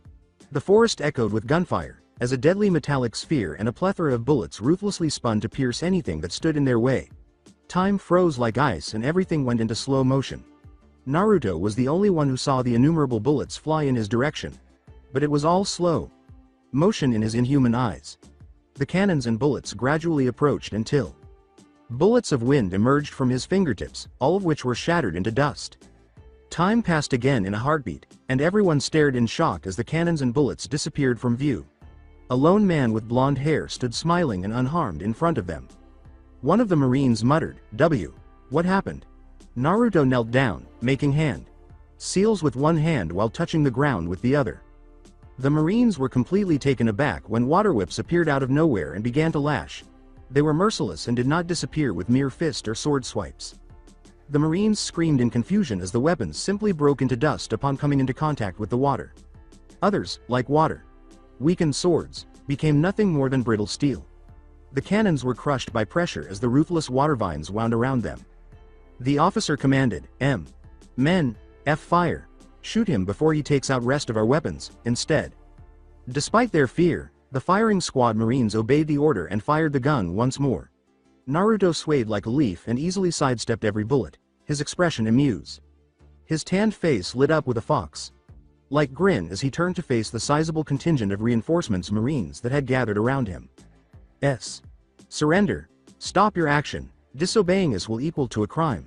Now come with us so your sin will lessen," exclaimed the Marine officer. Other low-ranking Marines aimed their guns and cannons, their meager confidence stemming from their victory over a lone blonde man. However, there was a sense of fear and despair in their hearts that they couldn't defeat this man. Kurama. What is the duration of your beauty nap on my shoulder? You weigh a lot. Ignoring the Marines, Naruto pouted in his head at the fox perched on his shoulder. Stop teasing, Gaki. Get rid of those obnoxious flies already. As the blonde immortal shrugged and turned to face the Marines, Kurama mentally retorted, they're disturbing my sleep, it's rather annoying when you're just playing around. Naruto grinned and disappeared, saying, now, it's very admirable you guys are fighting for justice, but... Fear slowly ate away at the Marines' small confidence and hope as they panicked at the abrupt disappearance. You guys are no match for me. Naruto abruptly materialized behind them and sent a tiny burst of chakra through their nerves, rendering half of the Marine soldiers unconscious and rolling their eyes. Many moved away from the blonde at the horrifying sight of their comrade being so easily defeated. Every Marine's face was marked with shock and utter terror, their mouths hanging open and their eyes wide. What the hell is this guy? He's not human. Marine soldiers' cries of, oh god, we're going to die, he's gonna kill us, reverberated incessantly. Naruto turned and looked at the other Marines without intending to kill them, then laughed at their antics. He was only playing with them, he couldn't possibly kill them. He smirked playfully and made a taunting hand gesture, which made the Marines tense with fear but allowed their wounded pride to control them so they could prepare for another attack. Naruto calmly watched the enraged Marines rush toward him with their weapons while brushing off imaginary dust from his sage coat and returning his katana to its sheath. A mixture of pride, fear, and rage swept through him like a breeze. A certain fox awoke from his slumber upon sensing their rash emotions. Kurama leapt from the blonde's shoulder and stretched, then opened his jaw to gather crimson energy, yawning with bored but enraged eyes. It quickly grew brighter and more powerful, magnifying into a sphere-shaped orb. The atmosphere surrounding them turned slightly darker shades of red and orange, and the deepest shade of bloody red sphere glowed in a mystic light. The sky's original blue hue vanished as it gradually changed into stunning sunset hues. How was your nap, Fur? Ball? Good morning. Naruto smiled at his companion, the foul, mood fox. As the blonde-haired immortal perspired and felt sorry for the soldiers, Kurama snarled, I'm going to turn those flies into mere dust for waking me up. The officer yelled, men, watch out, as a sudden aura surrounding the strange fox next to the man with blonde hair made him feel threatened. The men were startled out of their rage by their commanding and desperate officer's cry, and they began to scatter, trying to avoid the impending disaster, but there was no time or way to do so. Kurama used his remaining natural energy to unleash a tiny red sphere in their direction, and then everyone's vision was filled with vivid red light. As the light faded, the field collapsed as many craters were formed, and the Marines were flung away by the unexpected wind force. The ground trembled from the terrifying power unleashed upon the Kyuubi, and the few trees that remained in the area were easily blasted away. It formed into a burning whip, melted its metal into liquid, and was ravenously devoured by cannons. Flames appeared. As the Marine soldiers frantically attempted to extinguish the flames from their flaming comrades, the shrill cries could be heard. But as flames ruthlessly sought out another victim, many turned to ash in vain. The crimson-orange fire moved in a predatory manner, feeding on its prey. Throughout the Marines, ashes and fire sparks ignited into explosive burning hell that ate everything in its path. The Marines quickly requested reinforcements as hopelessness descended upon them, and many of them were sent to the Marine base for medical attention. Ah! H. Help! Help! Help! Help! It burns! It burns! W. Water! Give me water! Marine soldiers repeated their line with screams. The officer's eyes widened as he watched his Marine armies lose to one man. It was unthinkable. This man seemed to do it so effortlessly when left alone. Something about him made people shiver, and the odd fox only made the already precarious situation worse. This is bad. Hurry!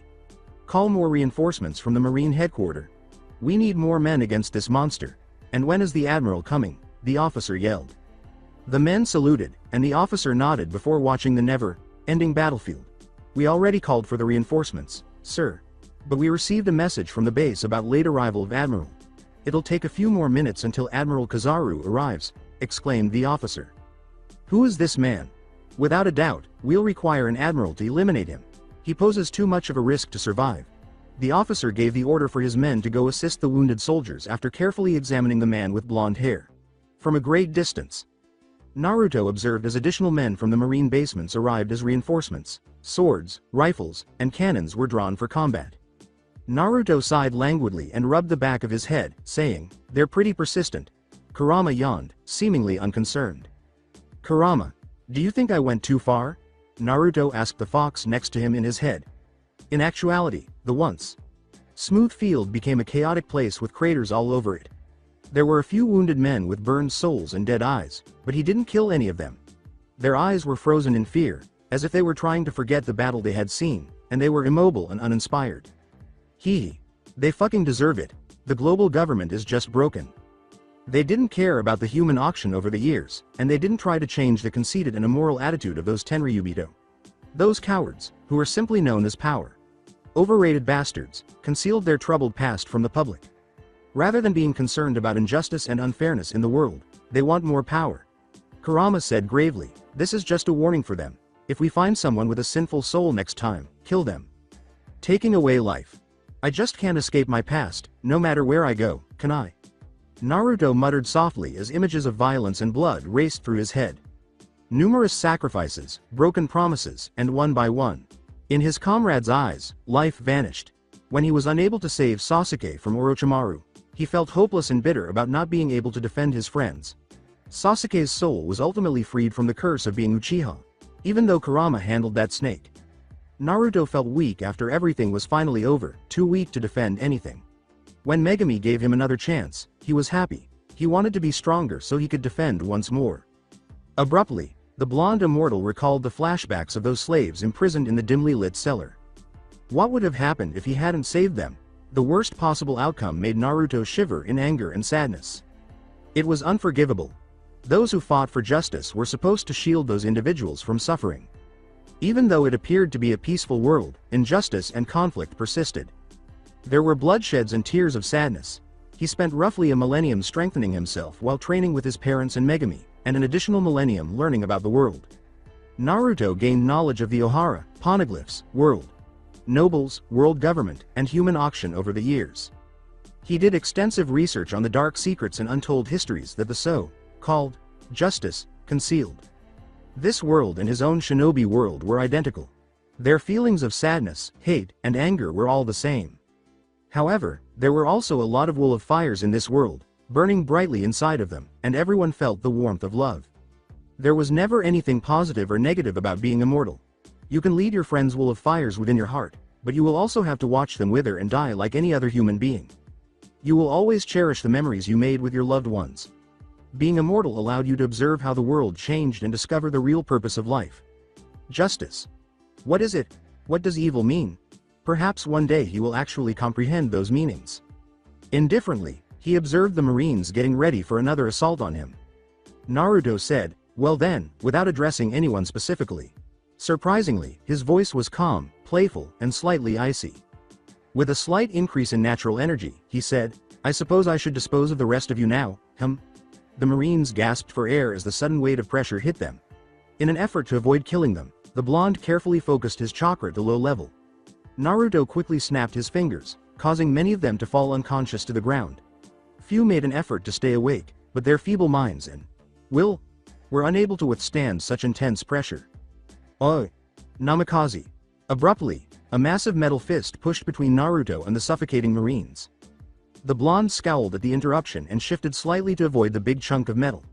The Marines collapsed to the ground, gasping for air as the sudden force broke the pressure. What was that for, brat? And it'll be easier if you just call me Naruto.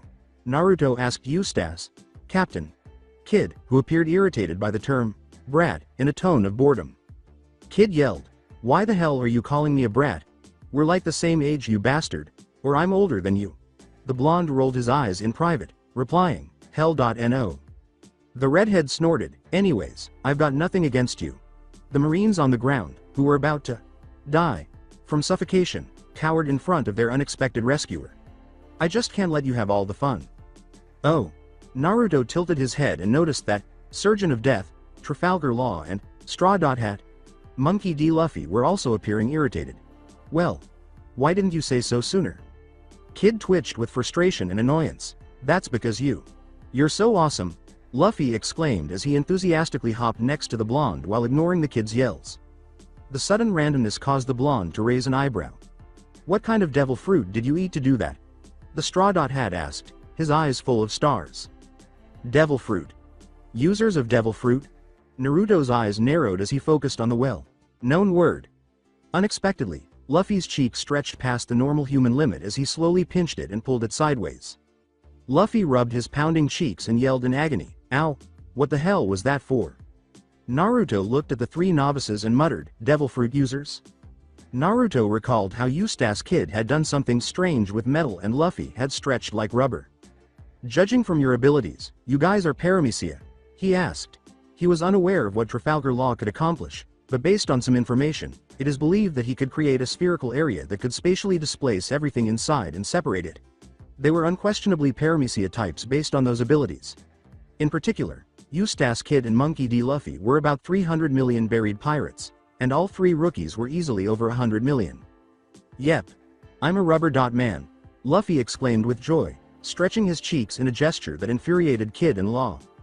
The Immortal, who was blonde, gave Luffy a funny look of surprise. $300 million for this free, spirited brat? He was the wildest, most unruly child he had ever encountered.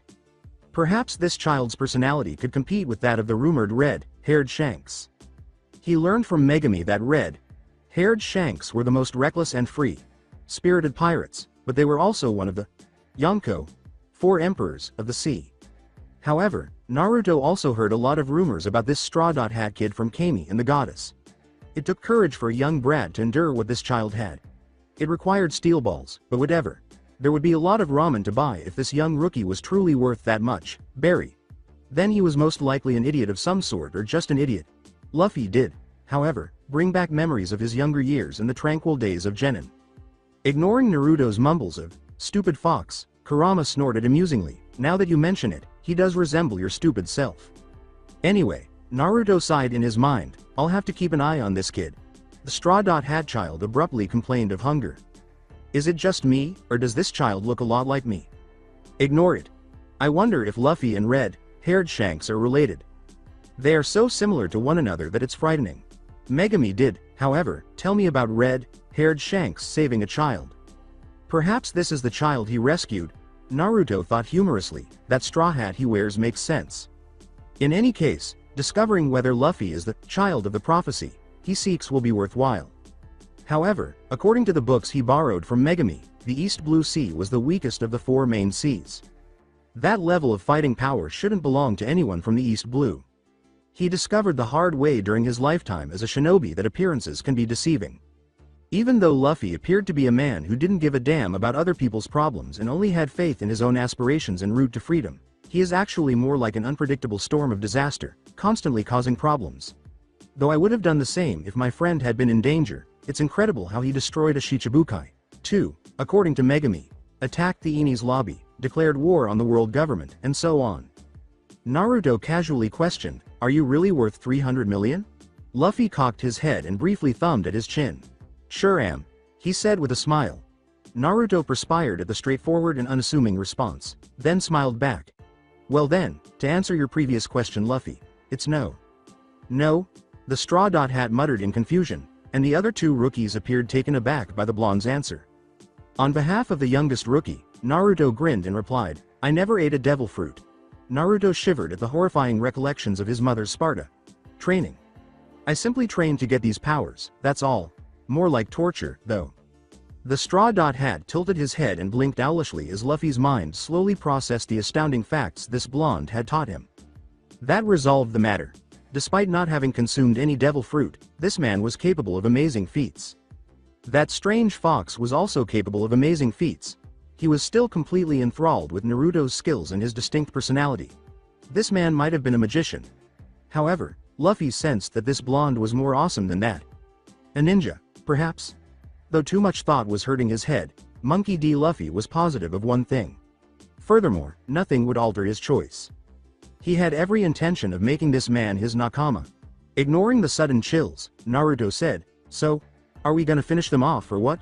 Pointing to the now awake Marines in front of them and the reinforcements encircling them completely with no way out. Kid scowled at the blonde who grinned and said, "Whatever, you already had some fun. You guys stay back, I'll end this all by myself." "Hey, no fair. You guys back off," exclaimed Luffy. The redhead snarled at the rubber man, "Leave this to me, Straw Hat. Or what, you want me to beat you up first, Monkey D. Luffy?" "What did you say?" Luffy snarled. For a brief, tense moment, It appeared as though Luffy and Kid would engage in combat, but Trafalgar Law gently cleared his throat.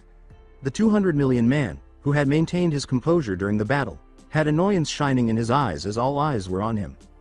The Surgeon of Death whispered out loud, "I hate to interrupt, but I think we all have an appointment to keep. I clearly have no intention of sticking around waiting for that admiral to show." At that point, Luffy and Kid appeared to realize that they had no time to waste. A Navy admiral was in fact on the way, and they didn't have time to waste arguing or fighting with each other.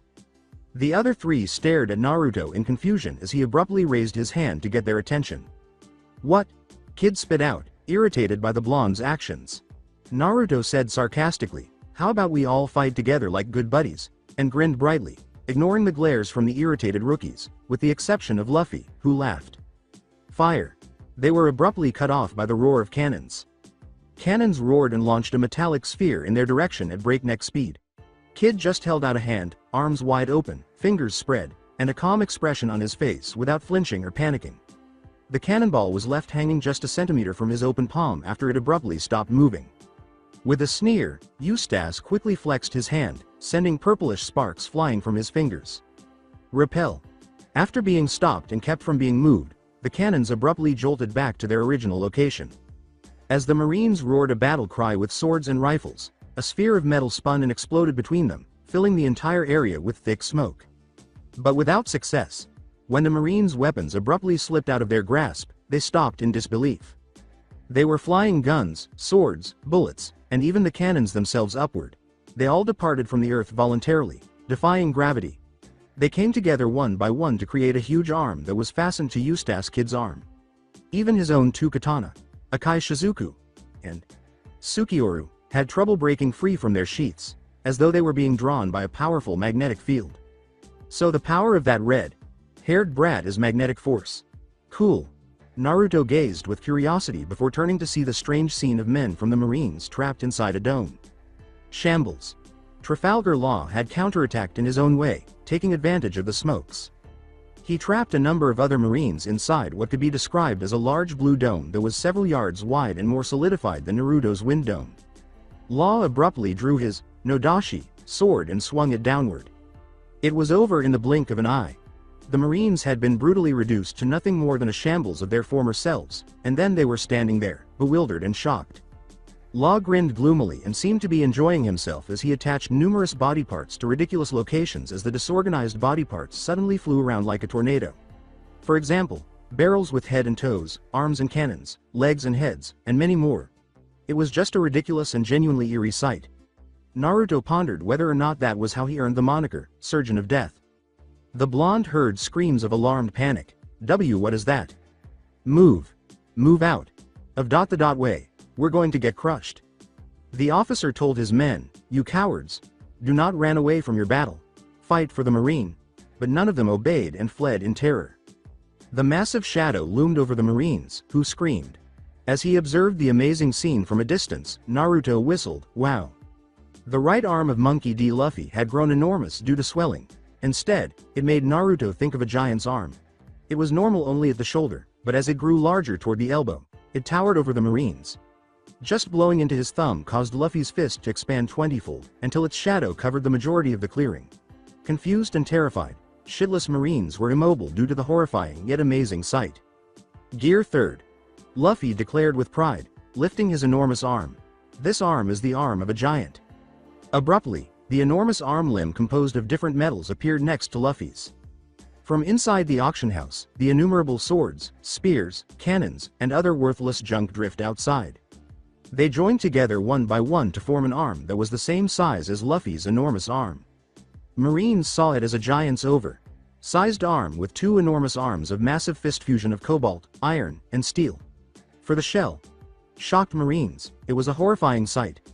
When combined with Luffy's enormous limb and metallic arm of deadly weapons, it appeared as though a huge monster was reaching down to wipe out everyone on the planet and purge this island. When Naruto saw the Marines turn tail and flee from the path of their impending destruction, he couldn't help but cough. Luffy yelled, "Gigant pistol," and pushed his arm forward, causing the ground to collapse under the force. Eat this. Kid's assault was also imminent, with the enormous arm of a giant slamming through the ground with such force that it caused a small earthquake, and the giant chunk of steel and its fingers curling to form a massive metal As the wall of flesh and metal pressed down on them, the Marines made no attempt to shoot or use their swords in a counterattack. They turned tail and fled for their lives, ignoring the insults and orders the officer yelled at them. They weren't so stupid as to believe they could succeed. Ah! Cries and screams reverberated across the field, briefly blinding them with the dirt and gravel. Naruto just sighed at the complete devastation when it cleared. Other survivors fled as they screamed for assistance, while wounded Marines were laid on the ground in agony. Abruptly, he saw Luffy's crew coming down the steps, either staring blankly at the amount of destruction they were seeing or appearing amazed and shocked. Naruto saw Rayleigh carrying Hachi at the corner of the stairs, followed by the other members of Kid's and Trafalgar's crews returning to their respective captains. What the hell? Those guys are monsters! Usopp exclaimed upon seeing the devastation-filled battlefield in its entirety. Luffy. I told you not to cause any more trouble. Never mind. Nami sighed tiredly. From the very start, she knew it was hopeless to prevent their captain from causing trouble. Rayleigh exclaimed, "Ahahaha. That was quite impressive." He turned to face Naruto with wide smile on his face. "I'll have to personally thank you Naruto-kun and Kurama-kun. Thank you for saving Hachi." The Dark King said, and Hachi besides him bowed deeply in gratefulness. "No need for thanks, Rayleigh. Gigi, Hachi." Naruto grinned. "You guys just owe me some ramen." Ahahaha. Of course. Hachi blinked in bewilderment as Rayleigh burst out laughing. The squeaky voice said, "Hey Naruto. Join my crew." Naruto turned and couldn't help but laugh when he saw that it was Luffy, but in the diminutive form of a small child.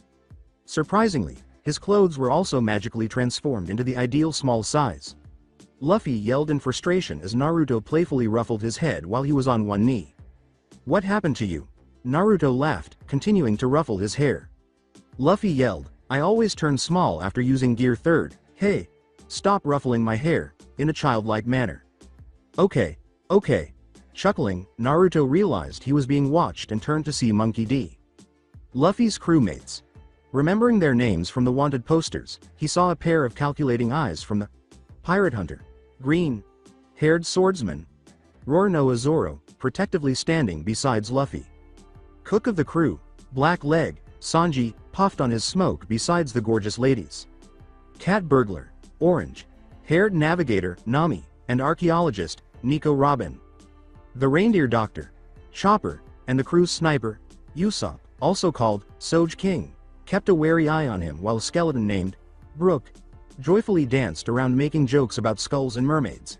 In the background, blue-haired Frankie shouts that he is Super RRRR while striking an odd pose. Naruto couldn't contain his perspiration. So, to put it plainly, Luffy's team is insane. What sort of pirate crew has reindeer, a talking skeleton, and wait, is that a cyborg? Fantastic? Nami cautiously asked Naruto, holding a staff, "Who exactly are you?" She couldn't shake the feeling that this guy would cause problems for her fellow crew members. She was unable to lower her defenses due to his terrifyingly strong abilities. But her gut told her to put her trust in this man. Kami, who was being carried by Brook, exclaimed, "Nami." Shin, in a worried and anxious tone. "He's not a bad guy. He saved me and other slaves from here. Please don't hurt him." Usopp shuddered in terror as he said, But he's freakishly strong. I don't think it's wise to trust this guy. He's a monster." Incredulous at the strange gesture, few of the perceptive Straw Hat members saw the blonde tense at the word monster. Concern was evident in Robin's expressionless face as she gazed into the captivating blue eyes that were filled with pain, loneliness, fear, and exhaustion, similar to her own. "He's our new Nakama," exclaimed Luffy, who had returned to his former size, with excitement, ignoring or failing to notice his crewmates' shocked and ridiculous looks. With a drop of perspiration, Naruto turned to face Nami and said, "I never answered to that question nor I accepted it." The fox growled, but Naruto ignored him and grinned, saying, "I already told you guys, my name is Naruto and this fur ball is Q." Chopper stood shyly next to cautious Zoro and looked at the blonde with curiosity as he asked, Why did you save Kami?" "Isn't it obvious to save the ones who need help?" Naruto asked, grinning softly at the small reindeer's innocent, childlike eyes. He briefly began to recall his childhood before swiftly clearing his mind. Chopper appeared surprised by the blonde's genuine response, blinking, and hesitantly approached him. "Wah!" Rayleigh tapped on Nami's shoulder, interrupting her. Rayleigh smiled gently and said, Now, First we should go to my old friend's bar, Shaki. Then we can talk about this conversation, okay? Naruto turned to go, but the Dark King stopped him with a hand on his shoulder. Sorry, but I have to get going really. I don't have time for chat. Well, don't I still owe you a ramen, Naruto-kun? Ship of Marines, Admiral Kizaru. Reporting some urgent news, sir. A low-ranking Marine soldier saluted a tall man with his arms at his sides, relaxed, and dressed in a standard yellow striped suit with a marine coat draped over his shoulders like a cape. He was wearing pure white shoes, his eyes were gazing through gold, amber-tinted sunglasses, and he had a sly smile on his face. What is it? Kizaru asked with a laid-back smile. The firing squad and other marine soldiers failed their mission. They were defeated by none other than the 3 rookies of Straw Hat, Monkey D. Luffy, Eustace, Captain Kidd, and Surgeon of Death, Trafalgar Law. The Marines were easily defeated from their ruthless and merciless tactics of devil fruit power. They were not fighting each other but rather fought together to defeat the Marine soldiers. The soldiers reported. The Admiral let out a weary sigh. Oh, what a troublesome brats, causing so much trouble. Sorry to interrupt you, sir, but more importantly, we received a numerous amounts of report about an unknown mysterious blonde-haired man defeating more than half of the Marine force on the battlefield. He was the main destruction, and many of our survivors from the battle states that he has unusual power to control water, wind, and uses 2 katana. At first we concluded that he ate a devil fruit, but from the enemy himself, mentions that he never ate a devil fruit to gain those abilities. Aside from his abilities, he has a pet fox with unusual ability to cause natural fire and brought utter chaos throughout the Marine forces. Their skins were burned off with scars all over their body. We managed to get a picture of him, thus, the main Marine headquarters are currently making his wanted poster and bounty. From his appearance, he has blonde hair and vivid blue eyes and wears red designed cloak with orange shirt underneath. His notable facial marks are whisker like scars on his both cheeks. He has an unusual fox-designed mask dangled on his left waist. Lastly, his 2 katanas are strapped on his back. After listening to the report, Kizaru seemed surprised and curious at the sudden news before relaxing with a small smile on his face. Admiral Kizaru said, his smile unwavering, so you're saying that he defeated most of the army by using weird powers? Interesting. I suppose I should take care of him first. I have a feeling he'll become rather troublesome in near future. He said, are we almost there? Yes, sir. We'll be arriving at our destination, Sabo de Archipelago, in about few minutes. Kizaru grinned as she saw a small photo among other papers on the lounge table. A blond man with crimson blue eyes and a demon-like smile on his tanned face was clearly visible in the illuminating image. Black letters were elegantly written on the picture's surface, and writing was done with a marker on the back. Naruto Namikaze. Uzumaki. How to get to Shaki's bar? I'll ask it again. How did this occur? Rayleigh deceived you into accepting 100 bowls of ramen. Oh. He was lying about that. What? After gasping in shock, Naruto turned to face the whining Straw Hat captain, who had his rubber arms encircling the blonde immortal with no way out. Come on, join my crew. While Luffy obstinately clung to Naruto and kept complaining about food and joining the crew, the Straw Hat crew and Rayleigh strolled through the bubbly forest on their way to Shaki's rip of bar. The fox snorted in frustration before dozing off on Naruto's shoulder once more. Luffy whimpered, Naruto, join my crew, I'm hungry. Sanji, food. Sanji yelled at him to wait. Oh no. Stop talking to that child. Kurama snarled in his mind. Whatever fur. Ball. Naruto responded back in equally foul mood. Why don't you simply put on his crew uniform? Finding the child of prophecy and traveling to the new world by joining a pirate crew will be simpler. Kurama yawned languidly. Naruto's eyes darkened slightly with a whirl of emotions, but he quickly resumed walking down the path after pausing abruptly. He didn't reply for a few seconds before letting out a weary, distressed sigh. Kurama. With a hint of melancholy, Naruto declared, I'm an immortal. Yes. Yes. I am aware. Unlike me, they don't have an endless lifespan. I'm destined to watch them die like everyone else, even if I did join. Finding the child of prophecy is my current mission. I already have you, so I don't need a crew or a friend. The blonde immortal smiled slightly at Kurama, saying, I'll be fine. Kit. Being immortal does not preclude you from forming relationships with other people. Do you not recall the lessons you learned from your parents during the training? After a brief period of silence, Naruto repeated what the fox had said before responding. Build relationships with others and keep them safe. More importantly, though, cherish life and observe how the world is changing. Follow your heart and be free. You see, Gaki, you shouldn't be afraid to form new relationships. You have to accept that they will eventually pass away because this is life. However, their dreams and burning souls will never fade. Kurama's voice gradually disappeared from their mental exchange as Naruto grinned gently at the fox's statement. Don't be rushed and afraid about the future, think about this moment of present. Thank you, Kurama. Oi, Naruto, join my crew. Naruto sighed, but he had a slight smile on his face for the umpteenth time. I'll think about it. No, you'll have to decide now. Join my crew, Luffy smiled. Naruto sighed wearily, blinking at his antics, while the Straw Hat's crew appeared amused and sympathetic to the blonde. Everyone stopped in front of a building when the Dark King declared, "We're here." Rayleigh gestured to a tiny, shop-like house in front of them and said, "Let's get inside." After giving Luffy and his crew a quick glance, Naruto turned to face the bar. The name, Shaki's Rip-Off Bar, made him want to laugh. The blonde wondered if it served ramen, but he was concerned about how much money he could keep in his wallet. When his gaze returned to the crew, he noticed that Chopper, the reindeer doctor, appeared concerned and quickly replaced the bloody bandages covering Hachi's wounded arm and torso. Rayleigh knocked on the door. "Hey, Shaki, at that, we're back." Shaki was leaning idly on the doorknob when the door suddenly opened. When she saw Rayleigh again, she didn't seem surprised at all. "Oh, Ray.san. Welcome back.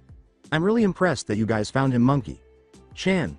Her eyes went straight to Kurama and Naruto. "Who's this blonde cutie?" As Rayleigh spoke, Naruto grinned at her. "Hachi's badly injured, do you have any bed for him to rest on?" "What happened?" Her expression of relaxation and laziness vanished. "Wait, never mind. I'll get a bed ready for him, come inside." As they entered, Naruto's eyes swept across the bar, and Hachi was promptly led into one of the numerous rooms stored in the rear. The main bar table was surprisingly clean, with numerous sake bottles and drinks arranged on it.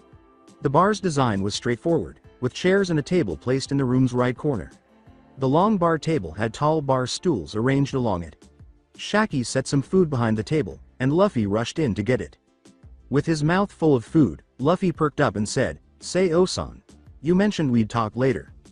Rayleigh tilted his hand to sip from his cup of sake and said, "Ah, yes we did. Now where should I begin with?" The blonde thought, "I think this is going to be a very long conversation," and yawned wearily. Luffy, who was listening to Rayleigh's story, was the only person staring at Naruto as he got up from his stool and showed no interest in the conversation. The blonde approached Chopper and Hachi in silence. He watched with interest as the tiny hooves moved swiftly and expertly to apply the bandages and medication to the wound. He motioned to continue while he sat next to the reindeer and laughed at Chopper's shocked expression. As he continued to observe the procedure Chopper was performing, he saw that the tiny physician was struggling to stop the blood from leaking. Naruto slowly placed his hand just above the Hachi's wound, ignoring the reindeer doctor's shocked expression as a warm, eerie blue light appeared around the wound, quickly sealing off the bloody gash. The wound completely disappeared from the skin after the crimson blood stains were removed. The blonde let out a sigh of relief and expressed gratitude to Tsunade and Sakura Chan for teaching him medical jutsu. He felt a brief pang of sadness, but it vanished as soon as an enthusiastic voice interrupted him. "That was so cool. How did you do that?" He looked down to see Chopper's two staring eyes. Naruto grinned and gave the young physician a head pat, secret. Shouts of incredulity filled the room before Naruto could respond to Chopper's eager question. Can you teach me?" "What?" Luffy stared. "You were on the Pirate King's ship." Rayleigh casually laughed and poured himself another drink, saying, "I was the vice captain. I'm Silver's Rayleigh. Nice to meet you." Everyone stared in wonder. "Vice captain?" Rayleigh blinked, perplexed. Before exhaling a ring of smoke from her cigarettes, Shaki said, "You didn't tell them, Hachi?" Hachi, awakened by the chaos, slowly opened his eyes to see that his wounds had fully healed. "Well, we only needed him to coat the ship, so I thought it wasn't necessary." "Oh," Robin said. "You didn't notice?" she asked, seeming shocked that no one else had noticed earlier. Chopper said, "I heard about him from Dr. Kureha." Usopp sobbed dramatically, "I totally know that name," and went on to discuss the legends surrounding the vice commander of the Pirate King. "It's written down in so many books," Nami exclaimed, looking amazed. "That's definitely a name everyone's heard at least once," Sanji replied. "But how does he?" Zoro said, his cunning eyes moving to Naruto, who was sitting languidly on the cushion. "Know a legendary man like you?" "Ahahaha. Rayleigh burst out laughing, and everyone looked at him bewildered. Rayleigh took a moment to sip his sake before continuing. When I first met him, it was pretty strange. At the human auction, I was posing as a slave so I could steal the money from whoever bought me. Then out of nowhere a lone young man defeated the slavers and saved the captured slaves by destroying the cuffs and collars from them. Wow. So you're a hero. Awesome. Luffy, Usopp, and Chopper all gave Naruto odd, transfixed looks. Nami stared at the blonde with fresh respect and admiration filling her heart, but she turned away obstinately when the blonde met her gaze and gave her a gentle smile. Sanji nearly dropped his smoke in shock as he quickly caught his cigarette. Frankie yelled, "Super RRRR," while striking his trademark pose. As he praised Naruto's valiant deed, Brook joyfully spun around the room. The former Pirate King's first mate revealed a new fact that even Zoro and Robin appeared to be in awe of. Nami recalled the absurd scene in which one of the victims had their head blown up and questioned, "But how is that possible? I thought the collars are made to explode when you try to take them off." The mere thought of it made her shiver a little. "Not quite. If you have the fullest control of Haki, you can easily break it," replied Rayleigh. Everyone gaped in disbelief as they gazed at the blonde, who appeared uninterested in the subject. Although I don't know how Naruto-kun did it, but he simply shattered it into mere dust with simple touch. After that, he disguised himself and pretended to be the announcer for a while. I was surprised when Kyuubi-kun barged in with such rude manner. Rayleigh chuckled. The fabled right hand of the Pirate King grinned as he sipped his sake. But then again, it doesn't mean I know him fully. I don't know how Kyuubi-kun turned into human, nor the abilities of Naruto-kun are hiding. But I can say certainly one thing about him. Everyone, including Naruto, was in awe of the Dark King's statement, "He is a man I could fully trust." The fact that a legendary man trusted someone he had hardly met before was shocking. I don't know why, but you remind me of Roger. To me, you look like a man who experienced loss, pain, and sadness countless times. Through your eyes, I could see sacrifices you made to protect something precious, yet you lost everything. You experienced war, haven't you? Rayleigh said with a sorrowful smile as Naruto covered his face with a head hug. Naruto laughed with a hint of sadness and exhaustion after the brief tense silence. The blonde forced a smile at the Dark King, saying, "You're right, Rayleigh. Maybe I'll tell you about it someday. Thank you for trusting me."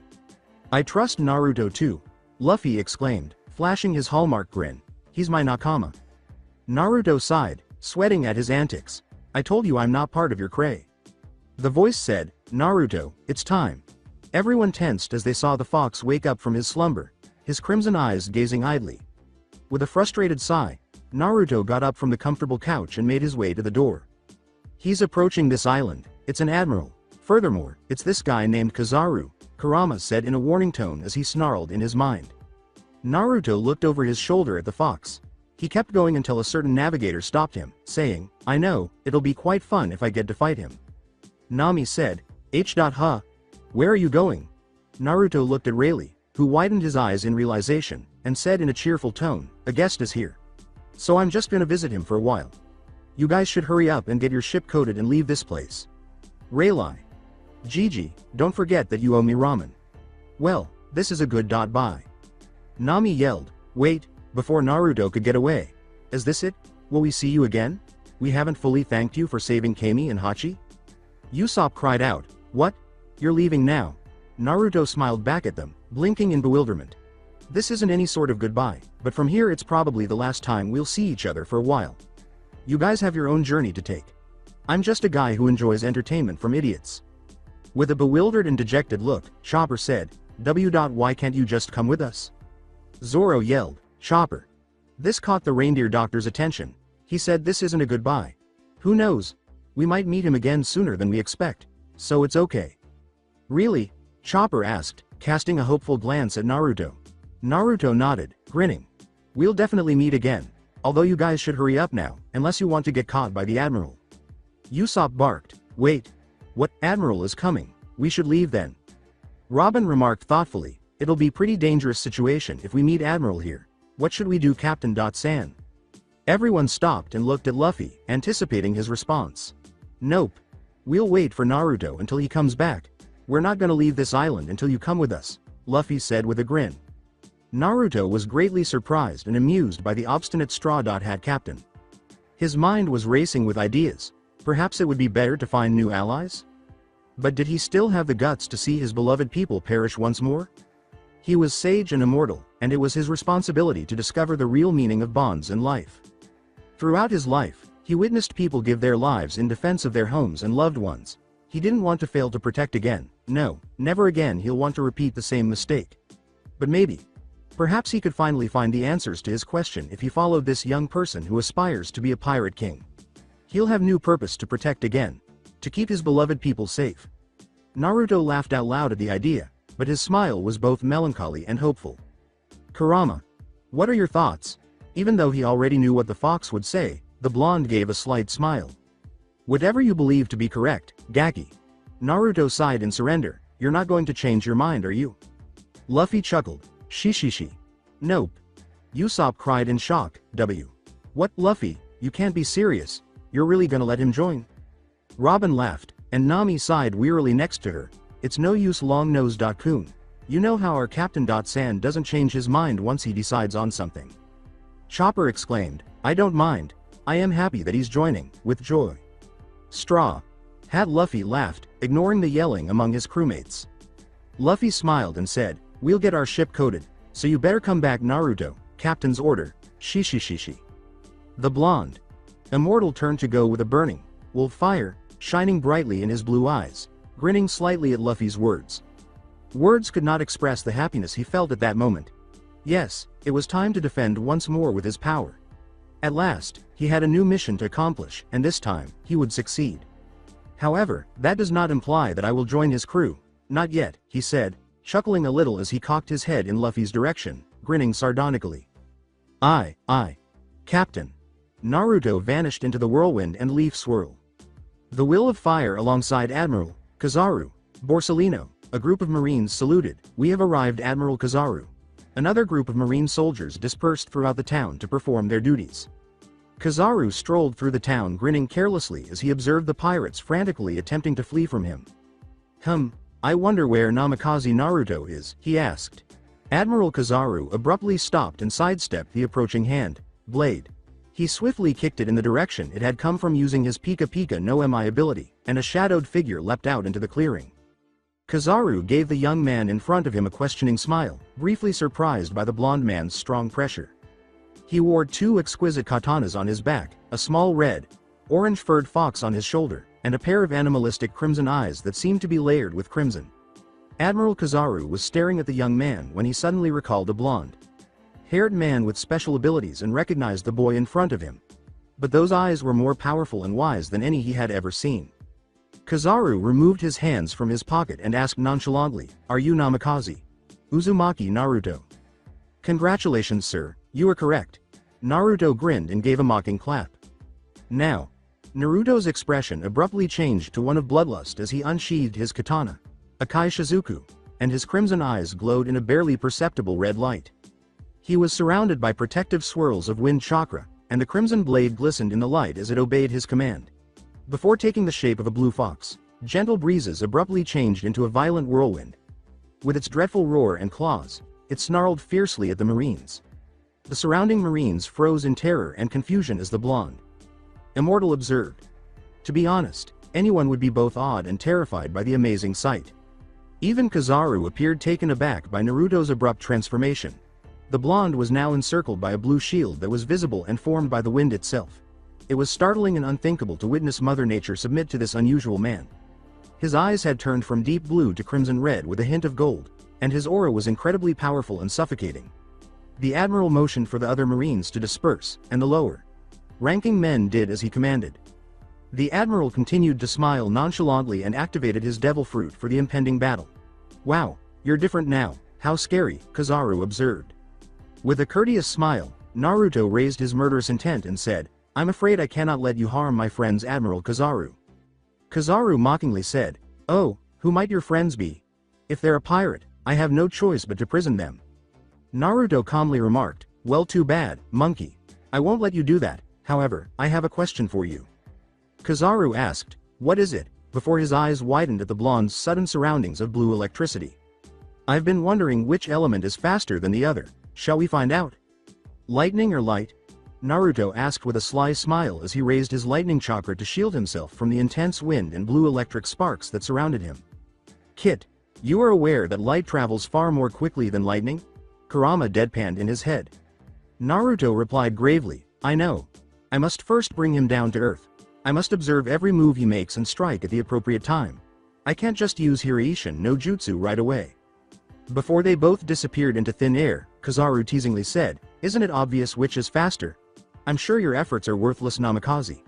Naruto, newbie like you will never defeat me.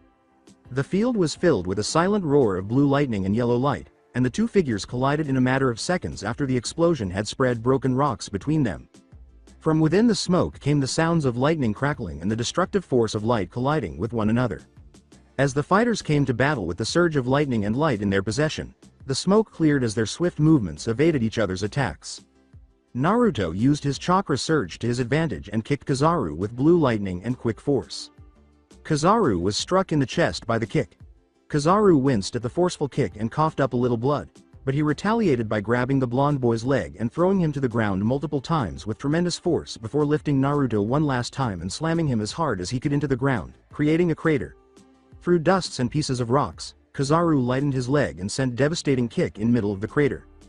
Poof of smoke invaded Kizaru's vision, the blonde nowhere to be seen. What? Kizaru's heart swelled with panic and disbelief, but he quickly ducked when Naruto materialized in front of him and slashed his katana downward. Without pausing, Naruto proceeded to slash his blade mercilessly upward, horizontally, downward, and side. Slash. Kizaru sidestepped the blows and retaliated with a kick to the blonde's stomach that broke bones. Kizaru was thrown to the trees by Naruto, who grabbed his leg and smashed him through a few tree barks before the admiral vanished and then resurfaced behind Naruto. A devastating kick aimed for his head and swung downward at the speed of light. Naruto used his katana to block the attack in a heartbeat, then he backflipped to kick Kizaru in the chest. The force produced craters, and the admiral rose from the debris. My. Kizaru grinned while coughing up gravel and dust. Aren't you a monster? You're one of the few people to actually keep up with my speed. Oh, how terrifying. You'll definitely cause major troubles in near future if I don't completely erase your existence right now. With a gloomy grin, Naruto pointed the blade at him and said, hey, try if you can. Well, I believe playtime is over, Namikaze. Kizaru's power suddenly reached a new level, causing the ground to tremble a little. The admiral's two fists were encased in yellow energy, his arm and face were free of scratches and bruises as the light particles completely healed his wounds, and his eyes were fixed through sunglasses. Naruto's crimson blue eyes gazed calmly at Kizaru, unfazed by the abrupt shift in power. The blonde exerted equal pressure, raising his chakra to a whole new level as the aura's color deepened into a golden and blue glow. Yasukani no Magatama. Kizaru unleashed innumerable torrents of sphere-shaped light particles from both fists. Naruto skillfully avoided each light bullet by moving in a zigzag pattern and hiding behind a patch of trees. Hiding is useless, Namikaze. Kizaru's hand shot another barrage of light bullets in the direction of a group of trees with a sudden burst of speed. As it dragged onto the ground, a blur of blue lightning shot to the side. Smoke rose into the air as the impact exploded the trees it struck. Kizaru held his hand out warily for a moment before lowering it to his side and looking for the blonde. The admiral walked toward the crisp, burned trees, trying to detect his presence, then stopped. Kizaru's derisive voice reverberated throughout the forest, asking, where are you, Namikaze? You can't hide from me forever, or, are you too scared now to fight me? Raiden. Ukami no Mai. Dancing wolves. Suddenly, blue streams of lightning wolves roared and slashed across the open space, exposing their teeth and trying to tear Kizaru's neck in two. The admiral quickly avoided a few of them before turning light into a sword and ruthlessly slicing through half of the pack with a single blow. Light bullet fragments pierced through the lightning wolves, which snarled before launching their second unsuccessful attack. Naruto clapped in feigned amazement as he emerged from the shadows. Naruto sarcastically praised, impressive, I can never defeat you, Mr. Admiral. With a smile, Kizaru said, that's a nasty trick you pulled there, although, I'm really curious why you're this strong if you never ate a devil fruit. It's very impressive you have fullest control of nature and have the ability to use weird power I've never seen before. It's terrifying to see a mysterious young man fighting equally with an admiral. Just exactly who are you, Namikaze? Uzumaki Naruto. The blonde grinned and said, that's a secret. Or I'm just too lazy to tell you. Ah, that's too bad then. Kizaru suddenly charged at Naruto, hurling light, encased fists full of punches at the fellow blonde man. Those were evaded, though, as Naruto leapt down and delivered an incredibly fast uppercut to the admiral's chin, knocking him back a few feet before he landed upright. Kizaru launched himself faster than light and aimed a knee at Naruto's face. Unfazed by the whooshing air and a few strands of his hair that were cut off from the punch, the blonde skidded backwards before stopping and lowering his body to avoid the attack. As they mustered the last of their strength to put an end to this fight, both leapt back for distance. As light particles gradually formed into a long sword, Kizaru grinned carelessly and said, "Oh ho ho ho, I'll have to end this now, Namikaze. You see, superior of mine will yell at me if I don't hurry up and complete my mission. Ama no Murakumo." He pulled his loyal, Akai Shizuku, from its sheath, crimson chakra blending with the red blade, and said, "Same here, I'll have to defeat you right now or else my captain is going to get mad at me." The breeze turned into Naruto's shield, whipping like a hissing snake as he gripped its handle and focused his own chakra to create a windstorm around him. Before launching his assault, Kizaru chuckled, "Captain? I never knew you were part of a pirate crew. You don't look like those types of man to become a pirate." Naruto laughed and gripped his katana handle, slightly raising his natural energy around him. "Well, who knows? You'll understand if you personally meet him. I didn't have choice, my captain is hella crazy. Although I'm actually not part of his crew yet, not yet. Kit, we must move quickly. I feel a strange presence approaching. There are a few of them, but I'm not sure what they are. Strangely, I only feel half of their life force. Perhaps they are artificial machinery or cyborgs." "A cyborg? So, we need to move quickly to defeat this guy." With a single leaf falling from the tree and their blades glistening in the sunlight, both figures stood squarely apart. While there was still a thick, tense silence between Naruto and Kizaru, the leaf swayed and danced in the breeze. They clutched the handle of their sword as the leaf landed closer to the ground, and a flicker of unimaginable speed appeared across the field as soon as the leaf touched the ground. Two blades collided, causing blue lightning and yellow light to roar in animalistic howls. In an instant, blue and yellow fireworks burst into the forest. The field was filled with bursts of blue and yellow. The once smooth terrain with verdant grass and trees was drastically transformed into a smoky, dusty battlefield. Slash. The forest was filled with the melodic sounds of iron crashing into one another, flaming sparks that turned into a strange firestorm, and the smell of burning metal. Both fighters released suffocating killing intent as they launched toward the small clearing into blazing combat, far from peace and quiet. Swish.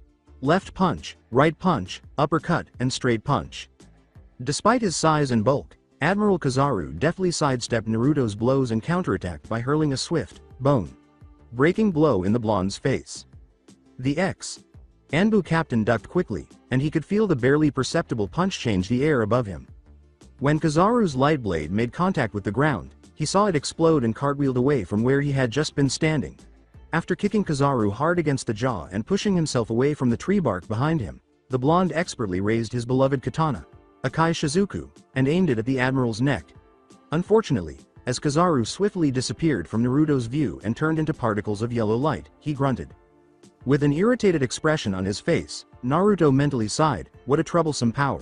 Shifting his fighting stance, the blonde carefully analyzed his current situation as the crimson blade reflected every glow of Kizaru's yellow light and narrowed his blue eyes in concentration. "If only I can limit his prideful speed, I'll have the advantage over this battle. I'd better switch to Sage Mode, TCH. Once more, what was the weakness of the Devil Fruit user?" The blonde Immortal thought curiously and momentarily recalled the gifts of his sister. Like figure goddess. Oh yeah, something called Sea Prism. Stone. Apparently it gives off a wavelength aura that is the same as the sea itself and drains the user's energy, and prevents their devil fruit powers from activating, having the same effect as throwing them into the sea. Maybe I can use them against the Admiral and somehow limit his speed? I recall getting a couple of them from Megami. Naruto continued to survey his surroundings as he removed a peculiar green stone from his pocket, broke it up into tiny fragments, and then re-hid it in the pouch. Kurama, curled up on the blonde's bored shoulders, wrinkled his nose at the smell of the ocean coming from the stones. Naruto gave the demon fox a comforting pat on the back and then used his blue eyes to locate his adversary, looking slightly amused and sorry for disturbing his partner's beauty nap. "Now, I just need the right time to attack. Brat." Kurama's urgent voice resounded loudly in the blonde's head. "I sense his annoying presence near us." Naruto abruptly snapped out of his reverie due to an overwhelming disruption in the natural energy and air patterns. The yellow light flashed across his vision, making him tense. He gripped the handle of his katana tightly and looked around warily. The immortal blonde was already aware that the light was the fastest thing in the world, but agility and speed weren't crucial in combat. That's it for today. I hope you guys enjoyed this great story. See you in the next one.